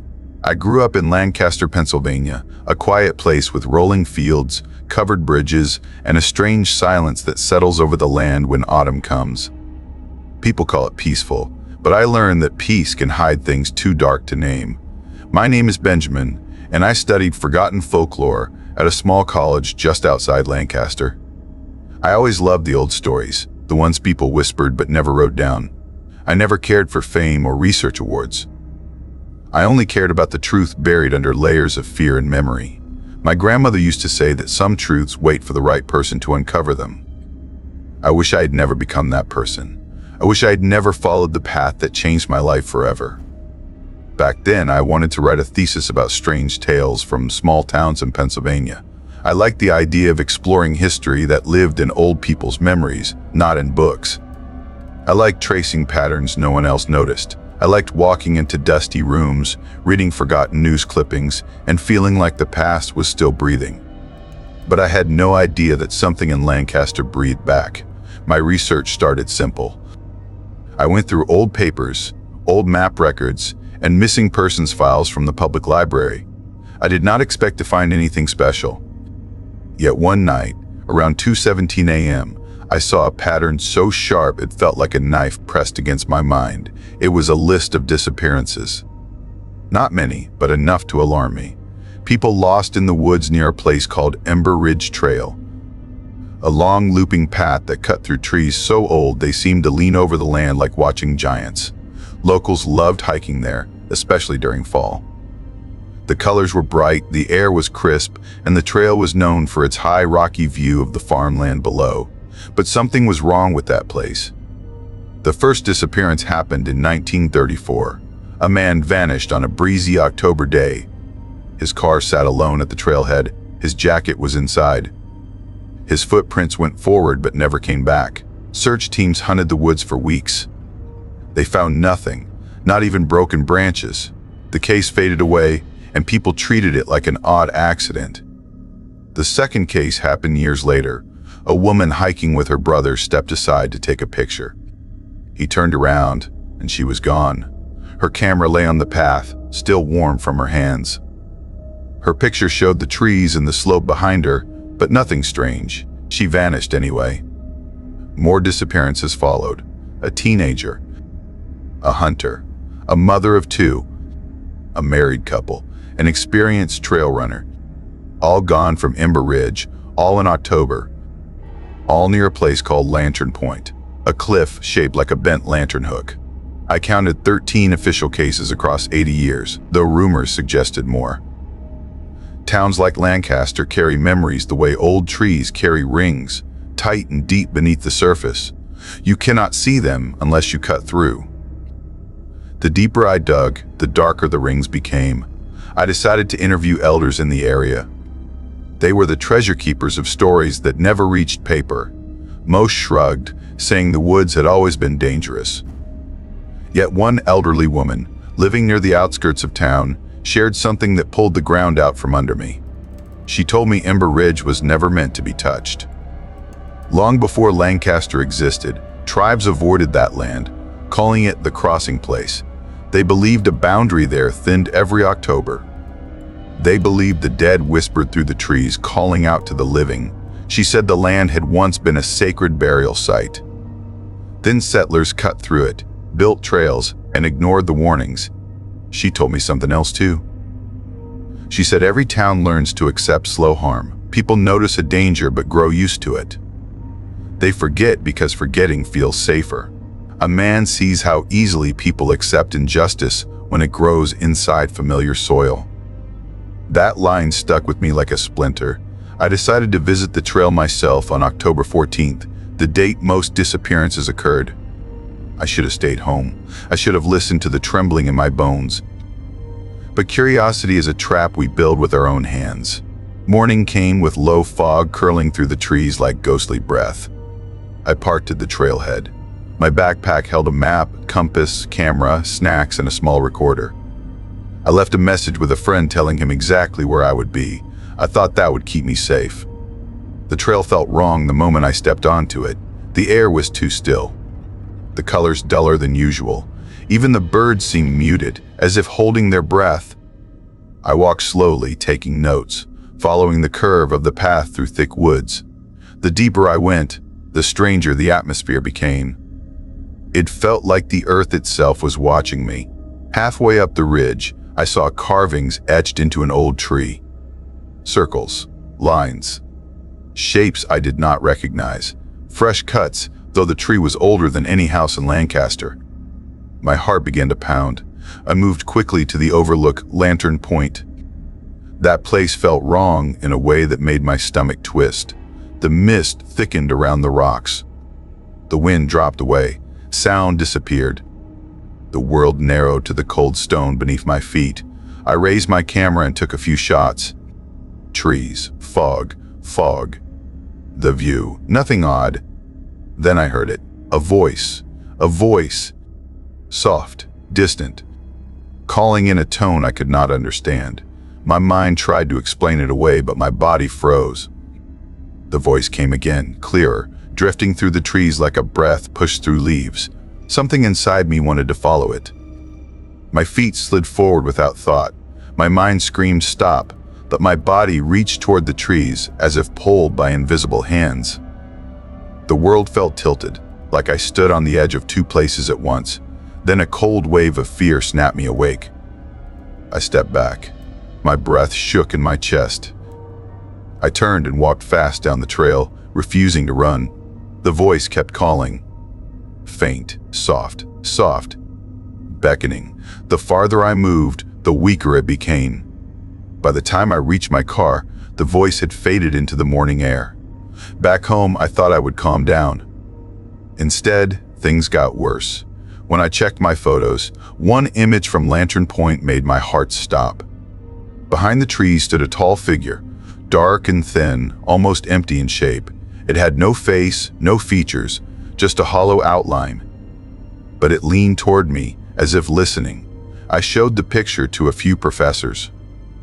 They said it was nothing, a shadow, a trick of mist. Yet I knew I had been alone. And the figure stood in a spot too dense for anyone to walk through. Word spread slowly around town. Some officials posted warning signs. people ignored them. They believed leaving the trail alone would destroy the local hiking culture. A strange idea, yet the whole town behaved as if losing the trail would break their lives, even though no proof of this existed. 2 months later, another person vanished. Same trail, same date, same silence, same empty search. I felt guilt crawl into my bones. I had tried to expose the truth, but the truth swallowed another soul anyway. I stopped hiking. I stopped sleeping well. I avoided the woods. Yet the story followed me like a shadow I could not escape. I tried to move on, but my memories began to shift. I mentioned one disappearance to a friend, but he insisted the person had never existed. I checked the records again. The file was gone. A whole person erased. A whole case erased. It felt like the land had reached into the past and rewoven it. A woman once told me that memories can be rewritten by places that do not want to be known. She said that when the boundary thins, the world reshapes itself to hide the truth. I did not believe her then. I do now. I kept digging because fear mixed with obsession until they became the same thing. Every detail I found felt like it was slipping through my fingers, fading behind the fog that wrapped Ember Ridge. Each week, more locals insisted they had never heard of disappearances. Even people who once told me stories now denied them. It felt like the land was swallowing the past. My own mind changed too. I found notes in my handwriting that I did not remember writing. I found maps marked with circles I did not draw. I found recordings with my voice whispering things I did not recall saying. I realized that the trail wanted more than hikers. It wanted witnesses, people who tried to expose it, people who thought they understood it. I realized it was not just a place. It was a presence, something old, something patient, something that knew how to hide by changing what people remembered. One night, around 7:45 p.m., I heard that same voice again, not outside, not in the woods, in my home, soft, calling from the hallway. I forced myself not to look.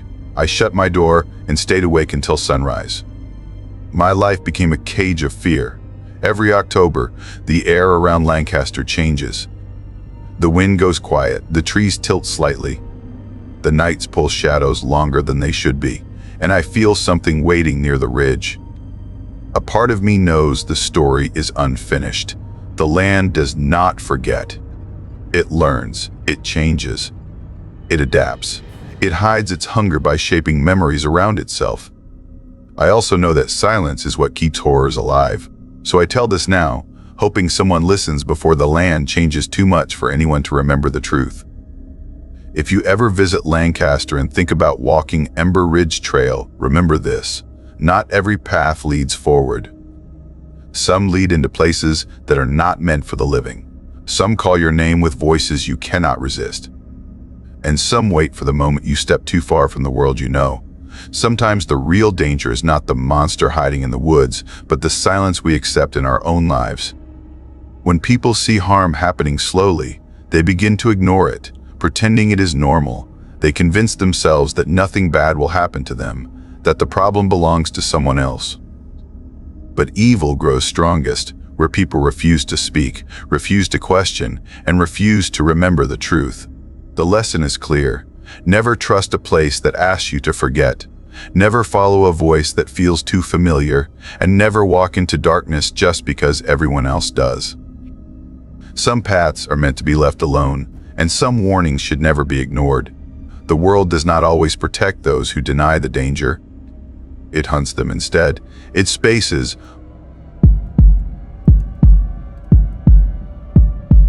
I never meant to return to Harrisburg. I left when I was 18 and promised myself I would never go back, but life has a way of dragging you toward the places you fear most. My name is Mateo, and this is the last story I ever wanted to tell. I was driving into the city on a cold afternoon, the sky bruised and heavy with rain. My uncle had died 2 weeks earlier, and his lawyer insisted that I come collect a few personal items left for me. I did not want them. I barely knew him, but something in the lawyer's voice made me think it would be worse to refuse. So I went. Harrisburg looked smaller than I remembered, but it felt heavier. as if the air carried secrets I had once been too young to understand.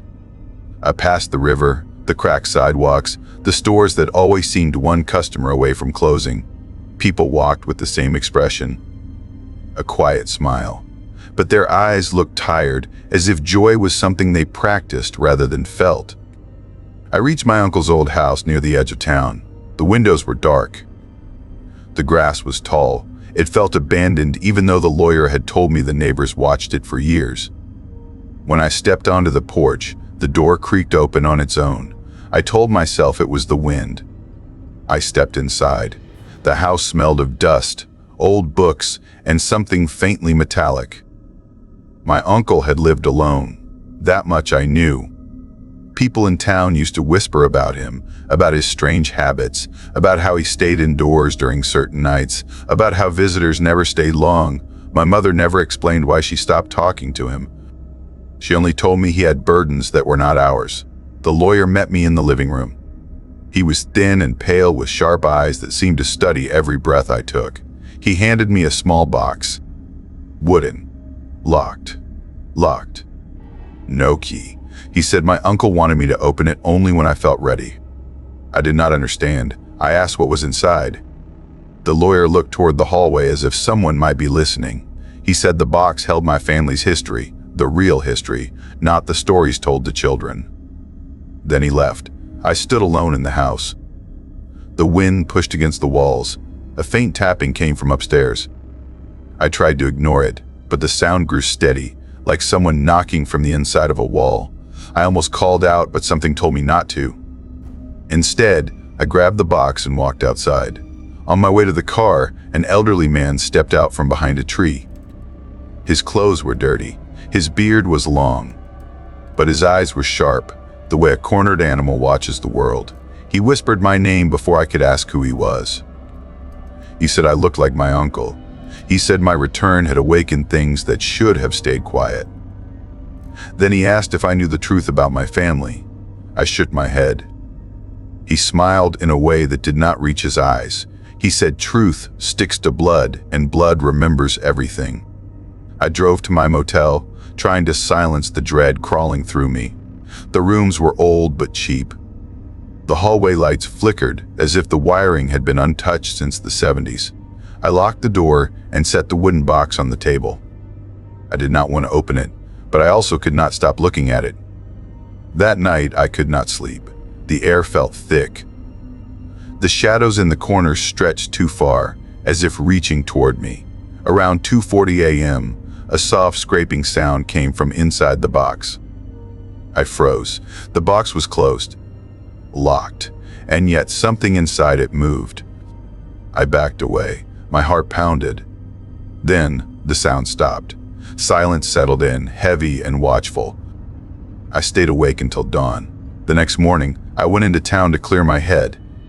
People stared at me as I passed, not unkindly, but with a strange recognition, as if they knew something about me that I did not know.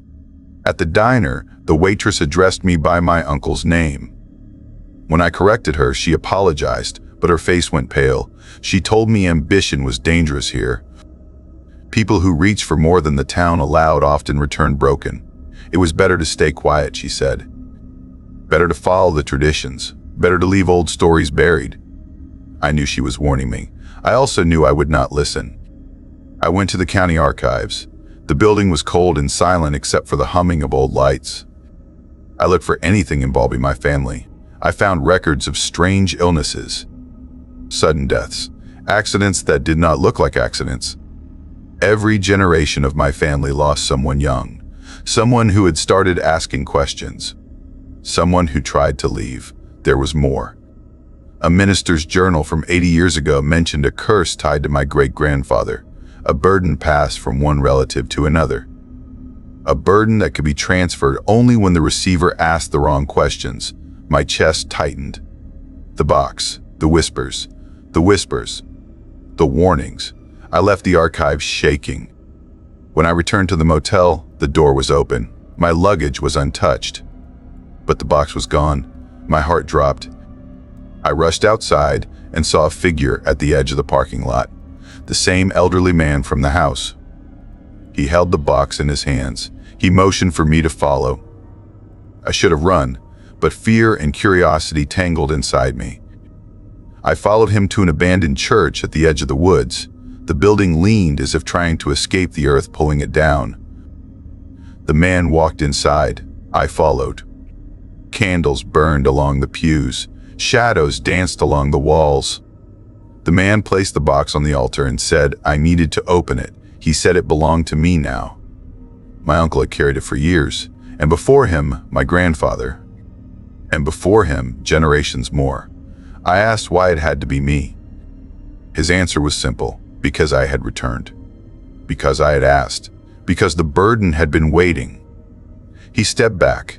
He told me once, the box opened. There would be no way to undo it. Unless I passed it on, unless someone else asked, unless someone else showed curiosity. My hand shook as I touched the lid. The lock snapped open on its own. Inside the box was a bundle of letters, brittle and stained with age. I lifted the first one. It was from my great-grandmother. The words trembled on the page. She wrote of a shadow that followed her family for decades. A presence that demanded attention, a punishment tied to questions. Every time someone sought the truth, the shadow came closer and misfortune followed. My uncle's latest letter was on top. He wrote that he felt the presence watching him every night, waiting for the next heir to come forward. He wrote that he hoped I would never return. But blood has gravity, and gravity always wins. A sudden cold wrapped around me. The candles flickered. The elderly man whispered for me to run. His voice trembled. He said the presence had come to claim its next carrier. The shadows stretched along the walls, twisting, bending, curling toward me. A low hum filled the air. The letters shook in my hands. I staggered back, but the shadows followed. The man shouted for me to leave, but the doors slammed shut. I felt the darkness slide toward me like a giant hand. It wrapped around my thoughts, squeezing until everything inside me shook. I could not move. I could barely breathe. The church groaned as if it were alive. Then the darkness spoke, not in words, in memories. It showed me generations of my family. Each one chaste, each one broken. Each one burdened by the same weight I now felt crushing my chest. They had all tried to escape. They had all failed. The darkness pressed closer. It offered me a choice: carry the burden or pass it on. But it warned that passing it would demand a price. Someone innocent, someone curious, someone who trusted me. I ran. The doors burst open. I fled into the cold night. I did not look back. I reached my car and drove away from the church, the town, the shadows. But the presence followed. Over the next weeks, strange things began happening. Lights flickered, doors opened. Whispers crawled along the walls of my apartment. I saw figures in mirrors that were not me. I felt breath on my neck while I slept. I tried to pretend it wasn't real. But denial only made the presence angry. One night, around 3:19 a.m., I woke to find a woman standing at the foot of my bed. Her cheeks hollow, her eyes black. She whispered in a voice that cracked like dry wood. She asked if I wanted to be free. She asked if I was ready to pass the burden. I screamed. She vanished, but the question remained. My life unraveled. I lost my job after a series of mistakes I did not remember making. My car crashed after the steering wheel jerked on its own. My health weakened fast. Doctors found nothing. They looked at me like I was losing my mind. Maybe I was. I returned to Harrisburg, desperate for help. I found the elderly man again. He looked older, more broken. He said the presence was stronger now. It fed on fear, on confusion, on bloodlines. He told me my uncle tried to resist until the end. But the burden does not tolerate resistance. I asked how he survived it. His expression hollowed. He said he had not survived. Not really. He had merely delayed the inevitable by passing it on to my uncle. He told me the truth. Someone always pays. And the burden always finds a home. He warned me that soon the presence would demand I choose. Either I let it consume me slowly, or I give it a new host. Someone who trusted me, someone who asked the wrong question. I told him I would never hurt another person. He nodded sadly. He said, everyone said that in the beginning. The presence grew stronger. Shadows moved even in daylight.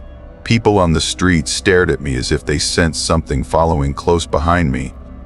Something hungry. I returned to my uncle's house one last time. I wanted answers, but the house felt colder than before. I entered the room where he died. The air thickened. The walls whispered. My name echoed softly like breath against a window. Then I saw him, my uncle. Thin, pale, watching me from the corner, his eyes empty, his voice quiet. He begged me to run. He said the burden was almost fully mine. He said my time was short. I stepped back. My pulse thundered. The shadows behind him swarmed, twisting into a shape that was almost human. The presence leaned forward, as if studying me. It whispered the same question: carry the burden, or pass it on. I fled again. But fleeing did not matter anymore. The presence followed. Over the next days, the world felt unreal. People moved in slow motion. My thoughts tangled. My reflections shifted. I heard footsteps behind me even when the street was empty. I felt watched everywhere I went. The presence grew impatient. Last night, around 1:12 a.m., I woke to find the wooden box on my bedside table. The letters lay open, the ink dripping as if freshly written. The presence stood near my bed, its form flickering like smoke. It whispered that time was gone. Tonight, the air is heavy. The lights flicker. The walls breathe. I write this because I know what comes next. The burden demands a choice. A final one. If I stay silent, it will consume me. Slowly, painfully, completely. If I speak the words, if I pass the story on to someone who asks, I walk free. I do not want to hurt anyone. I do not want to continue the cycle. But I feel the words rising in my throat. The temptation is sharp. Relief waits only one sentence away, yet I hold on. For now, I hope this confession keeps the presence quiet for a moment. I hope the night passes. I hope morning comes. I do not know if it will. If you hear tapping behind you, do not turn. If you feel breath on your ear, do not listen. If the shadows near you begin to stretch, walk away. Do not ask questions. Curiosity is the doorway. And once opened, it never closes again. Trying to run from generational pain only gives it more power. If you don't face the truth, the past finds a way to return. Silence can become a curse of its own.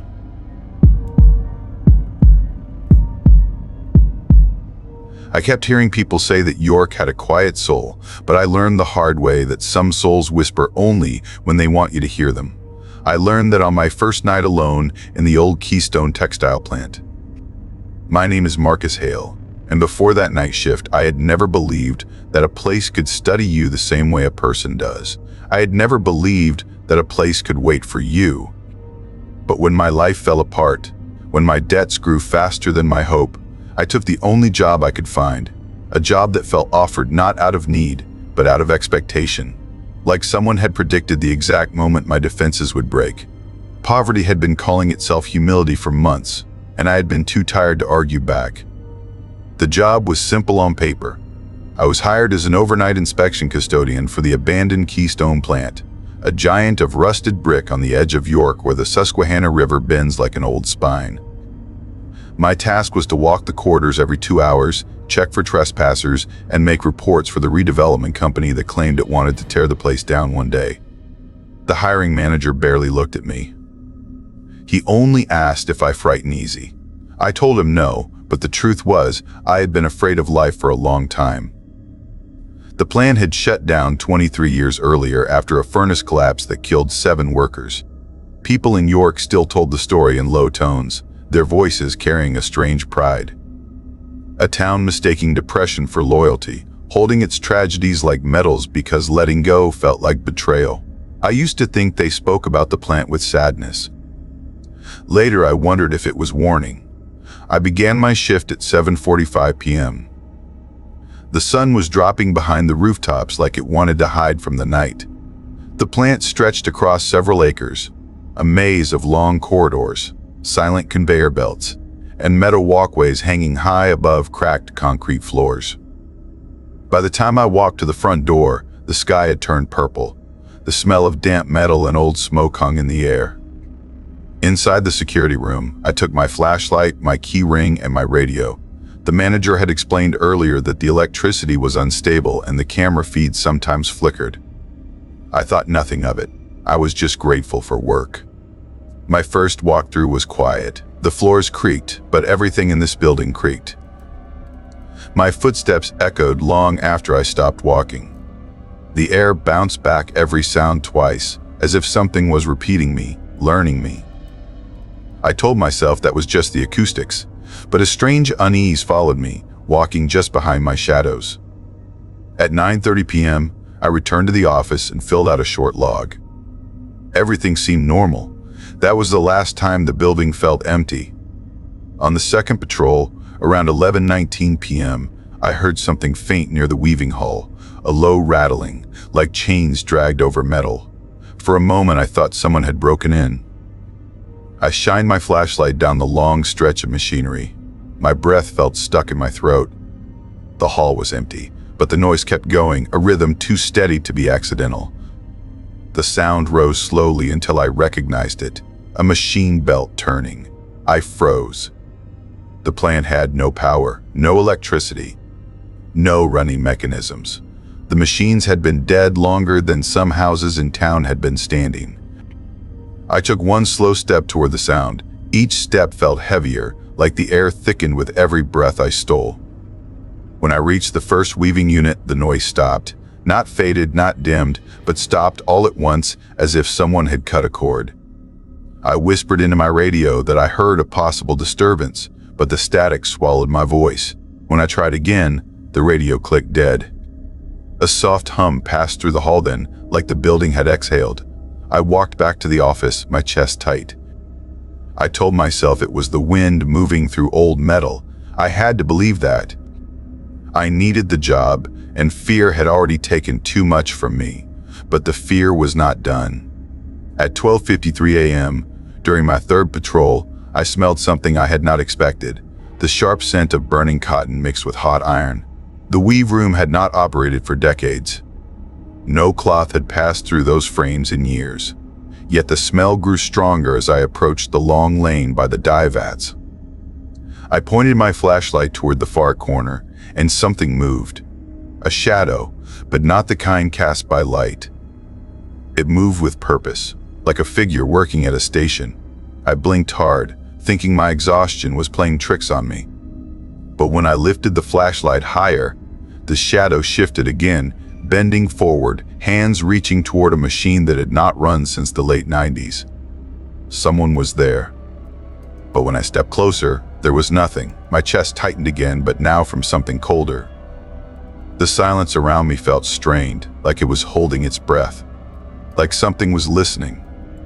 I hurried back to the office, but something else happened then, something I had no way to rationalize. As I turned into the narrow corridor behind the furnace room, I heard voices. Not whispers, not echoes. Full voices, men calling to each other through thick air. Check the gauge. Hold the line steady. Watch the furnace pressure. The words came clear and sharp, cutting through the dark like they were happening feet away. My pulse slammed inside my ears. The corridor was empty. My flashlight trembled in my hand. York was not a place where ghosts belonged. Or maybe it was. Maybe places like this were built on more than steel and sweat. Maybe they were built on memory too heavy to bury. I had no reason to believe in hauntings until that moment, and even then I told myself the building was playing tricks on the air, but something deeper in me knew better. On my fourth patrol, at 2:17 a.m., the night broke open. I had reached the old furnace yard, a wide chamber with rusted catwalks and a floor stained black from decades of heat. This was where the accident had happened. York locals called it the Pit, a name spoken with a strange mix of sorrow and pride. as if the tragedy made them guardians of something sacred. The air grew warmer as I walked, not a little, a lot. Sweat rolled down my spine. My flashlight beam shook as the temperature rose fast enough to make my eyes sting. Metal pinged like it was expanding. Then I heard it. A low roar, deep and vibrating like a furnace igniting. My heart slammed again. There was no working furnace. No heat source, no power. But the roar grew louder until I felt it in my teeth. I moved closer to the rail. I should have run. I knew it. But something in that room pulled me, like the place had been waiting for me. When I stepped onto the catwalk, I saw them, 7 men standing around the old furnace pit. Their outlines shimmered in waves of heat, but they looked solid, real. Their jackets were thick with soot, their gloves blackened, their boots worn down from shifts long finished. They spoke to one another, none of them noticing me. One man pointed to a pressure valve. Another climbed the ladder to the gauge. A third wiped sweat from his brow. I whispered no. I whispered, please stop. I knew what I was seeing. The accident. The moment before the collapse. A scene trapped in the bones of the building. I tried to step back, but my legs locked. My throat tightened as if invisible hands pressed against it. I wanted to scream to warn them, but no sound came out. The valve wheel spun. The pit glowed. A high, sharp whistle burst through the air. Then came the blast. A white flash swallowed the room, and a force knocked me backward. My body hit metal. Pain shot up my spine. My ears rang until all sound melted into a dull hum. My vision blurred. When I opened my eyes, the room was dark and cold again. The furnace stood silent. The air held no heat. The catwalk behind me was empty. I looked at my watch. It read 3:01 a.m. I had no memory of standing back up. I left the furnace room shaking, each step weaker than the last. When I reached the office, I collapsed into the chair. I stared at the blank walls, trying to understand what had happened. But the truth pressed heavy inside me. York had been waiting for someone to see what it refused to bury. And it had chosen me. Maybe because some places use broken people as mirrors. When morning came, I resigned. The manager tried to convince me to stay. He said others had heard things too, seen things. He said the plant never harmed anyone, but his eyes said something different. His eyes said harmed was a word stretched thin. I walked out knowing I would never step inside that building again. But the story did not end there.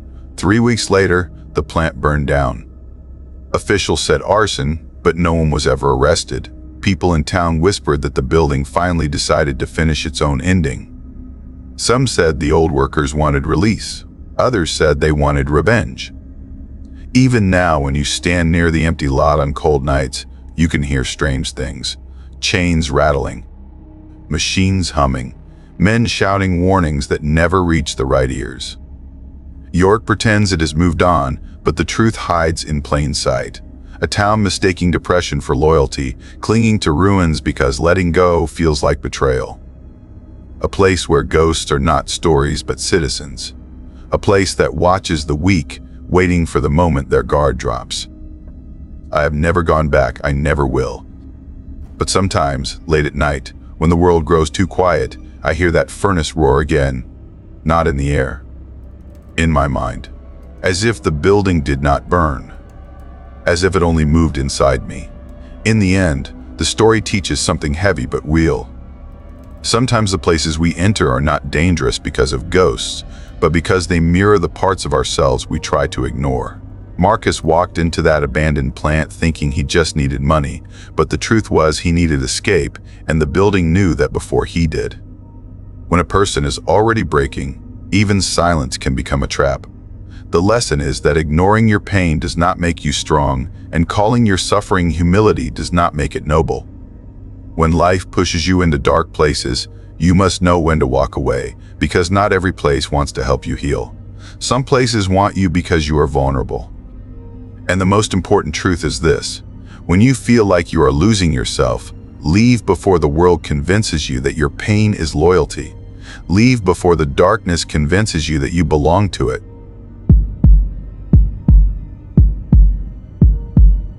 I always believed the quiet corners of the world hid secrets that nobody wanted to disturb, and growing up in a small Pennsylvania town like State College made that belief feel strangely real. People here apologized for existing too loudly, keeping their lives small and neat, as if drawing too much attention might wake something that preferred silence. My name is Mason, and for as long as I can remember, adventure pulled at me like a restless pulse, urging me to break away from the slow rhythm of this place. The forested edges of town always felt like they were holding their breath, waiting for someone foolish enough to step off the familiar path, and I guess I was always that foolish someone. Back then, my life seemed made of long, calm days, rolling hills, and streets that emptied before the sun even set, and yet all that peace made me feel trapped. As a teen, I searched for anything that felt unpredictable. I slipped into abandoned barns, followed old logging trails, and wandered into dark pockets of forest just to feel my heart race. The quiet made everything echo louder, especially after the world fell apart. When my senior year began, the virus swept through the country, shutting down schools, shops, gatherings, everything. Doors closed, windows locked, sidewalks emptied, and people hid behind masks in fear. It felt like the whole town curled inward, clinging to the hope that stillness alone could keep danger away. For someone like me, all that stillness felt like a cage. The rules faded as adults retreated into their homes, leaving places unwatched and nights unguarded. The fear outside only made curiosity grow stronger inside me. And that was when I started noticing someone else who looked just as uneasy as I felt. Someone who seemed to carry questions she never let herself ask. Her name was Lila. I knew her only in passing before everything closed. A quiet girl who always took the safe route, someone who measured every step with caution. But sometimes, when she thought no one was looking, I saw the same spark of curiosity flickering behind her eyes, a spark she kept hidden to survive. She understood that silence kept her safe, but that silence was wearing thin. One evening after weeks of isolation, I asked her if she wanted to get out for a while, just to breathe air that didn't smell like disinfectant. I expected her to say no. Instead, after a long hesitation, she agreed. Maybe she was tired of being careful. Maybe the quiet had become too loud. Or maybe she sensed something in me that made her trust me more than she should have. State College sits near long stretches of heavy woods, and one of those places was Ridgewood Park, an old forest preserve on the edge of town that most people already avoided even before the lockdown. Sometimes rumors replace facts here, spreading faster than truth, because truth didn't matter when fear was easier. People said the trees grew too close together, that animals avoided the deepest part, that strange sounds drifted through the branches at night. No one ever confirmed those rumors, but no one bothered to deny them either. Just after midnight, we left my car near the empty entrance and stepped into the cool darkness with only headlamps to guide us. Lila stayed close, stiff with nerves, her gaze flicking from shadow to shadow as though the night itself might reach for her. I kept telling her everything was fine, trying to lighten the tension, but she didn't relax. The silence felt heavy, as though the entire forest held its breath, waiting. As we walked deeper, the world seemed to shrink around us, the air turning still, the usual rustle of leaves fading until even our footsteps sounded too loud. Every time Lila glanced behind us, the motion made my stomach tighten, but I forced myself to smile and act like nothing felt wrong. A strange awareness prickled along my spine, but I shrugged it off. I had always wanted excitement, and now it felt close enough to touch. After about 30 minutes, a narrow trail appeared on my left. It branched off from the main path, barely visible beneath old brush. I recognized it from past wanderings, a shortcut that looped back toward the parking lot. I wanted to impress Lila with a hidden path that only regular explorers knew. When I suggested we take it, she hesitated, staring into the thick shadows, but she trusted me enough to nod. The moment we stepped onto that thin trail, the air shifted, like the forest became aware of us. Then I heard something faint drifting between the branches. So soft at first I thought it was the wind. But the longer we walked, the clearer it grew. A quiet melody, light and slow, almost mournful, as if someone played a flute far away, yet close enough for the sound to slide beneath the trees. The notes curled through the darkness in a pattern that didn't feel human, rising and falling in a rhythm that tugged at the edges of my mind. Lila froze. Her voice barely rose above a whisper as she asked if I was hearing it too. I nodded, though I wished I didn't. The sound wrapped around us from every direction, as if the forest itself carried the melody. The more I listened, the more wrong it felt, like each note carried something it shouldn't, something cold and old and patient. I tried to brush it off, insisting maybe someone was out here playing music, but even as I said it, I felt how empty my words were. No cars in the lot. No campers. No lights. No reason for anyone to be near this part of the woods, and yet the music kept drifting toward us. Lila's fingers tightened around my arm until her nails dug into my skin. The fear on her face made something inside me unravel. She whispered that we needed to leave right away, that something wasn't right. I finally listened. We turned back toward the main path, walking faster as the flute notes shifted, becoming sharper, almost playful, twisting into something that felt like laughter without a voice. That was when the bushes beside us shook. The sound wasn't small like an animal. It was heavy, deliberate, pushing through branches with force. I swung my headlamp toward the noise, and for a moment the beam caught something moving between the trees. A dark shape slid across the trail too fast for my eyes to fully understand. It was bigger than a deer, lower to the ground, and it moved in a way that made my breath stop. Lila choked on a gasp and clung to me. The fear in her eyes mirrored the fear rising in my chest. The entire forest seemed to lean closer, listening. Before we could speak, we heard the rustling again, this time on the other side of us, then behind us, then above us, like something circling. The music rose, wild and broken, no longer gentle but frantic, mocking, pressing into our ears until my pulse began to race. I grabbed Lila's hand, and we bolted down the trail, branches slapping our arms, breath tearing through our throats. The melody followed, weaving through the trees with impossible clarity, as if whoever played it was right beside us, invisible but watching. Every step felt heavier than the last. Every shadow looked ready to reach for us. I kept expecting that dark shape to appear again, to block the path, to pull us into the trees where no one would ever find us. When our feet hit the main trail, we didn't stop. The forest opened slightly, but the sense of being hunted only grew stronger. The clearing where the parking lot waited felt like a distant dream we might never reach. My lungs burned, my legs shook, but I didn't slow down. Neither did Lila. The tune sharpened behind us, turning into wild, uneven bursts that felt almost angry. Something in the woods didn't want us leaving. Finally, the parking lot came into view, my car sitting alone under the dim glow of the streetlight like a lifeline. We sprinted toward it, hands fumbling for the handles, yanking the doors open, slamming them shut as though a thin layer of metal could stop whatever lived out there. The music faded at last, slipping back into the forest like it had never existed, but the silence it left felt even worse. We sat inside, gasping for air, staring out at the tree line. The darkness between the trunks felt deeper than before, almost alive.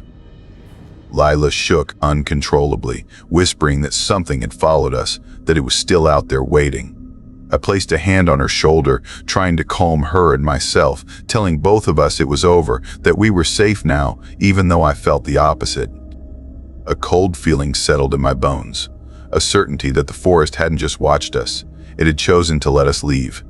And now that we had heard that sound, now that the melody had wound its way into our minds, I knew it wouldn't ever fully stop. The haunting tune echoed faintly in the back of my thoughts, drifting through the dark corners of memory like it had claimed a place inside me. Some people say the deepest fear comes not from what is seen, but from what chooses not to reveal itself. That night proved it. I still hear the flute sometimes when I close my eyes, soft at first, then rising, swirling, laughing, reminding me that not everything in these quiet towns sleeps peacefully. Some old things linger where the trees grow close and the shadows have their own patience, waiting for someone curious enough to wander too far. And when I think about Ridgewood Park and the silence that swallowed us that night, I understand something I never did before. A man sees how quickly rumors replace real truth when the real truth becomes something too dangerous to face, A town learns to whisper instead of speak. A woman learns her silence keeps her safe. But me, I learned that some melodies never leave once they find you. Sometimes the scariest things are not the shadows hiding in the trees, but the moments we convince ourselves that nothing bad can happen just because the world feels quiet. Curiosity is a gift, but it becomes dangerous when we ignore the warnings our heart tries to give us. There are places in life where silence means safety, and there are paths we should never walk just to feel brave. In the end, danger doesn't always roar. Sometimes it whispers, just enough for us to step closer, and by the time we finally listen, we are already too far inside the darkness. The lesson is simple. Respect the unknown, listen when fear speaks, and never assume the world is empty just because you can't see what's watching.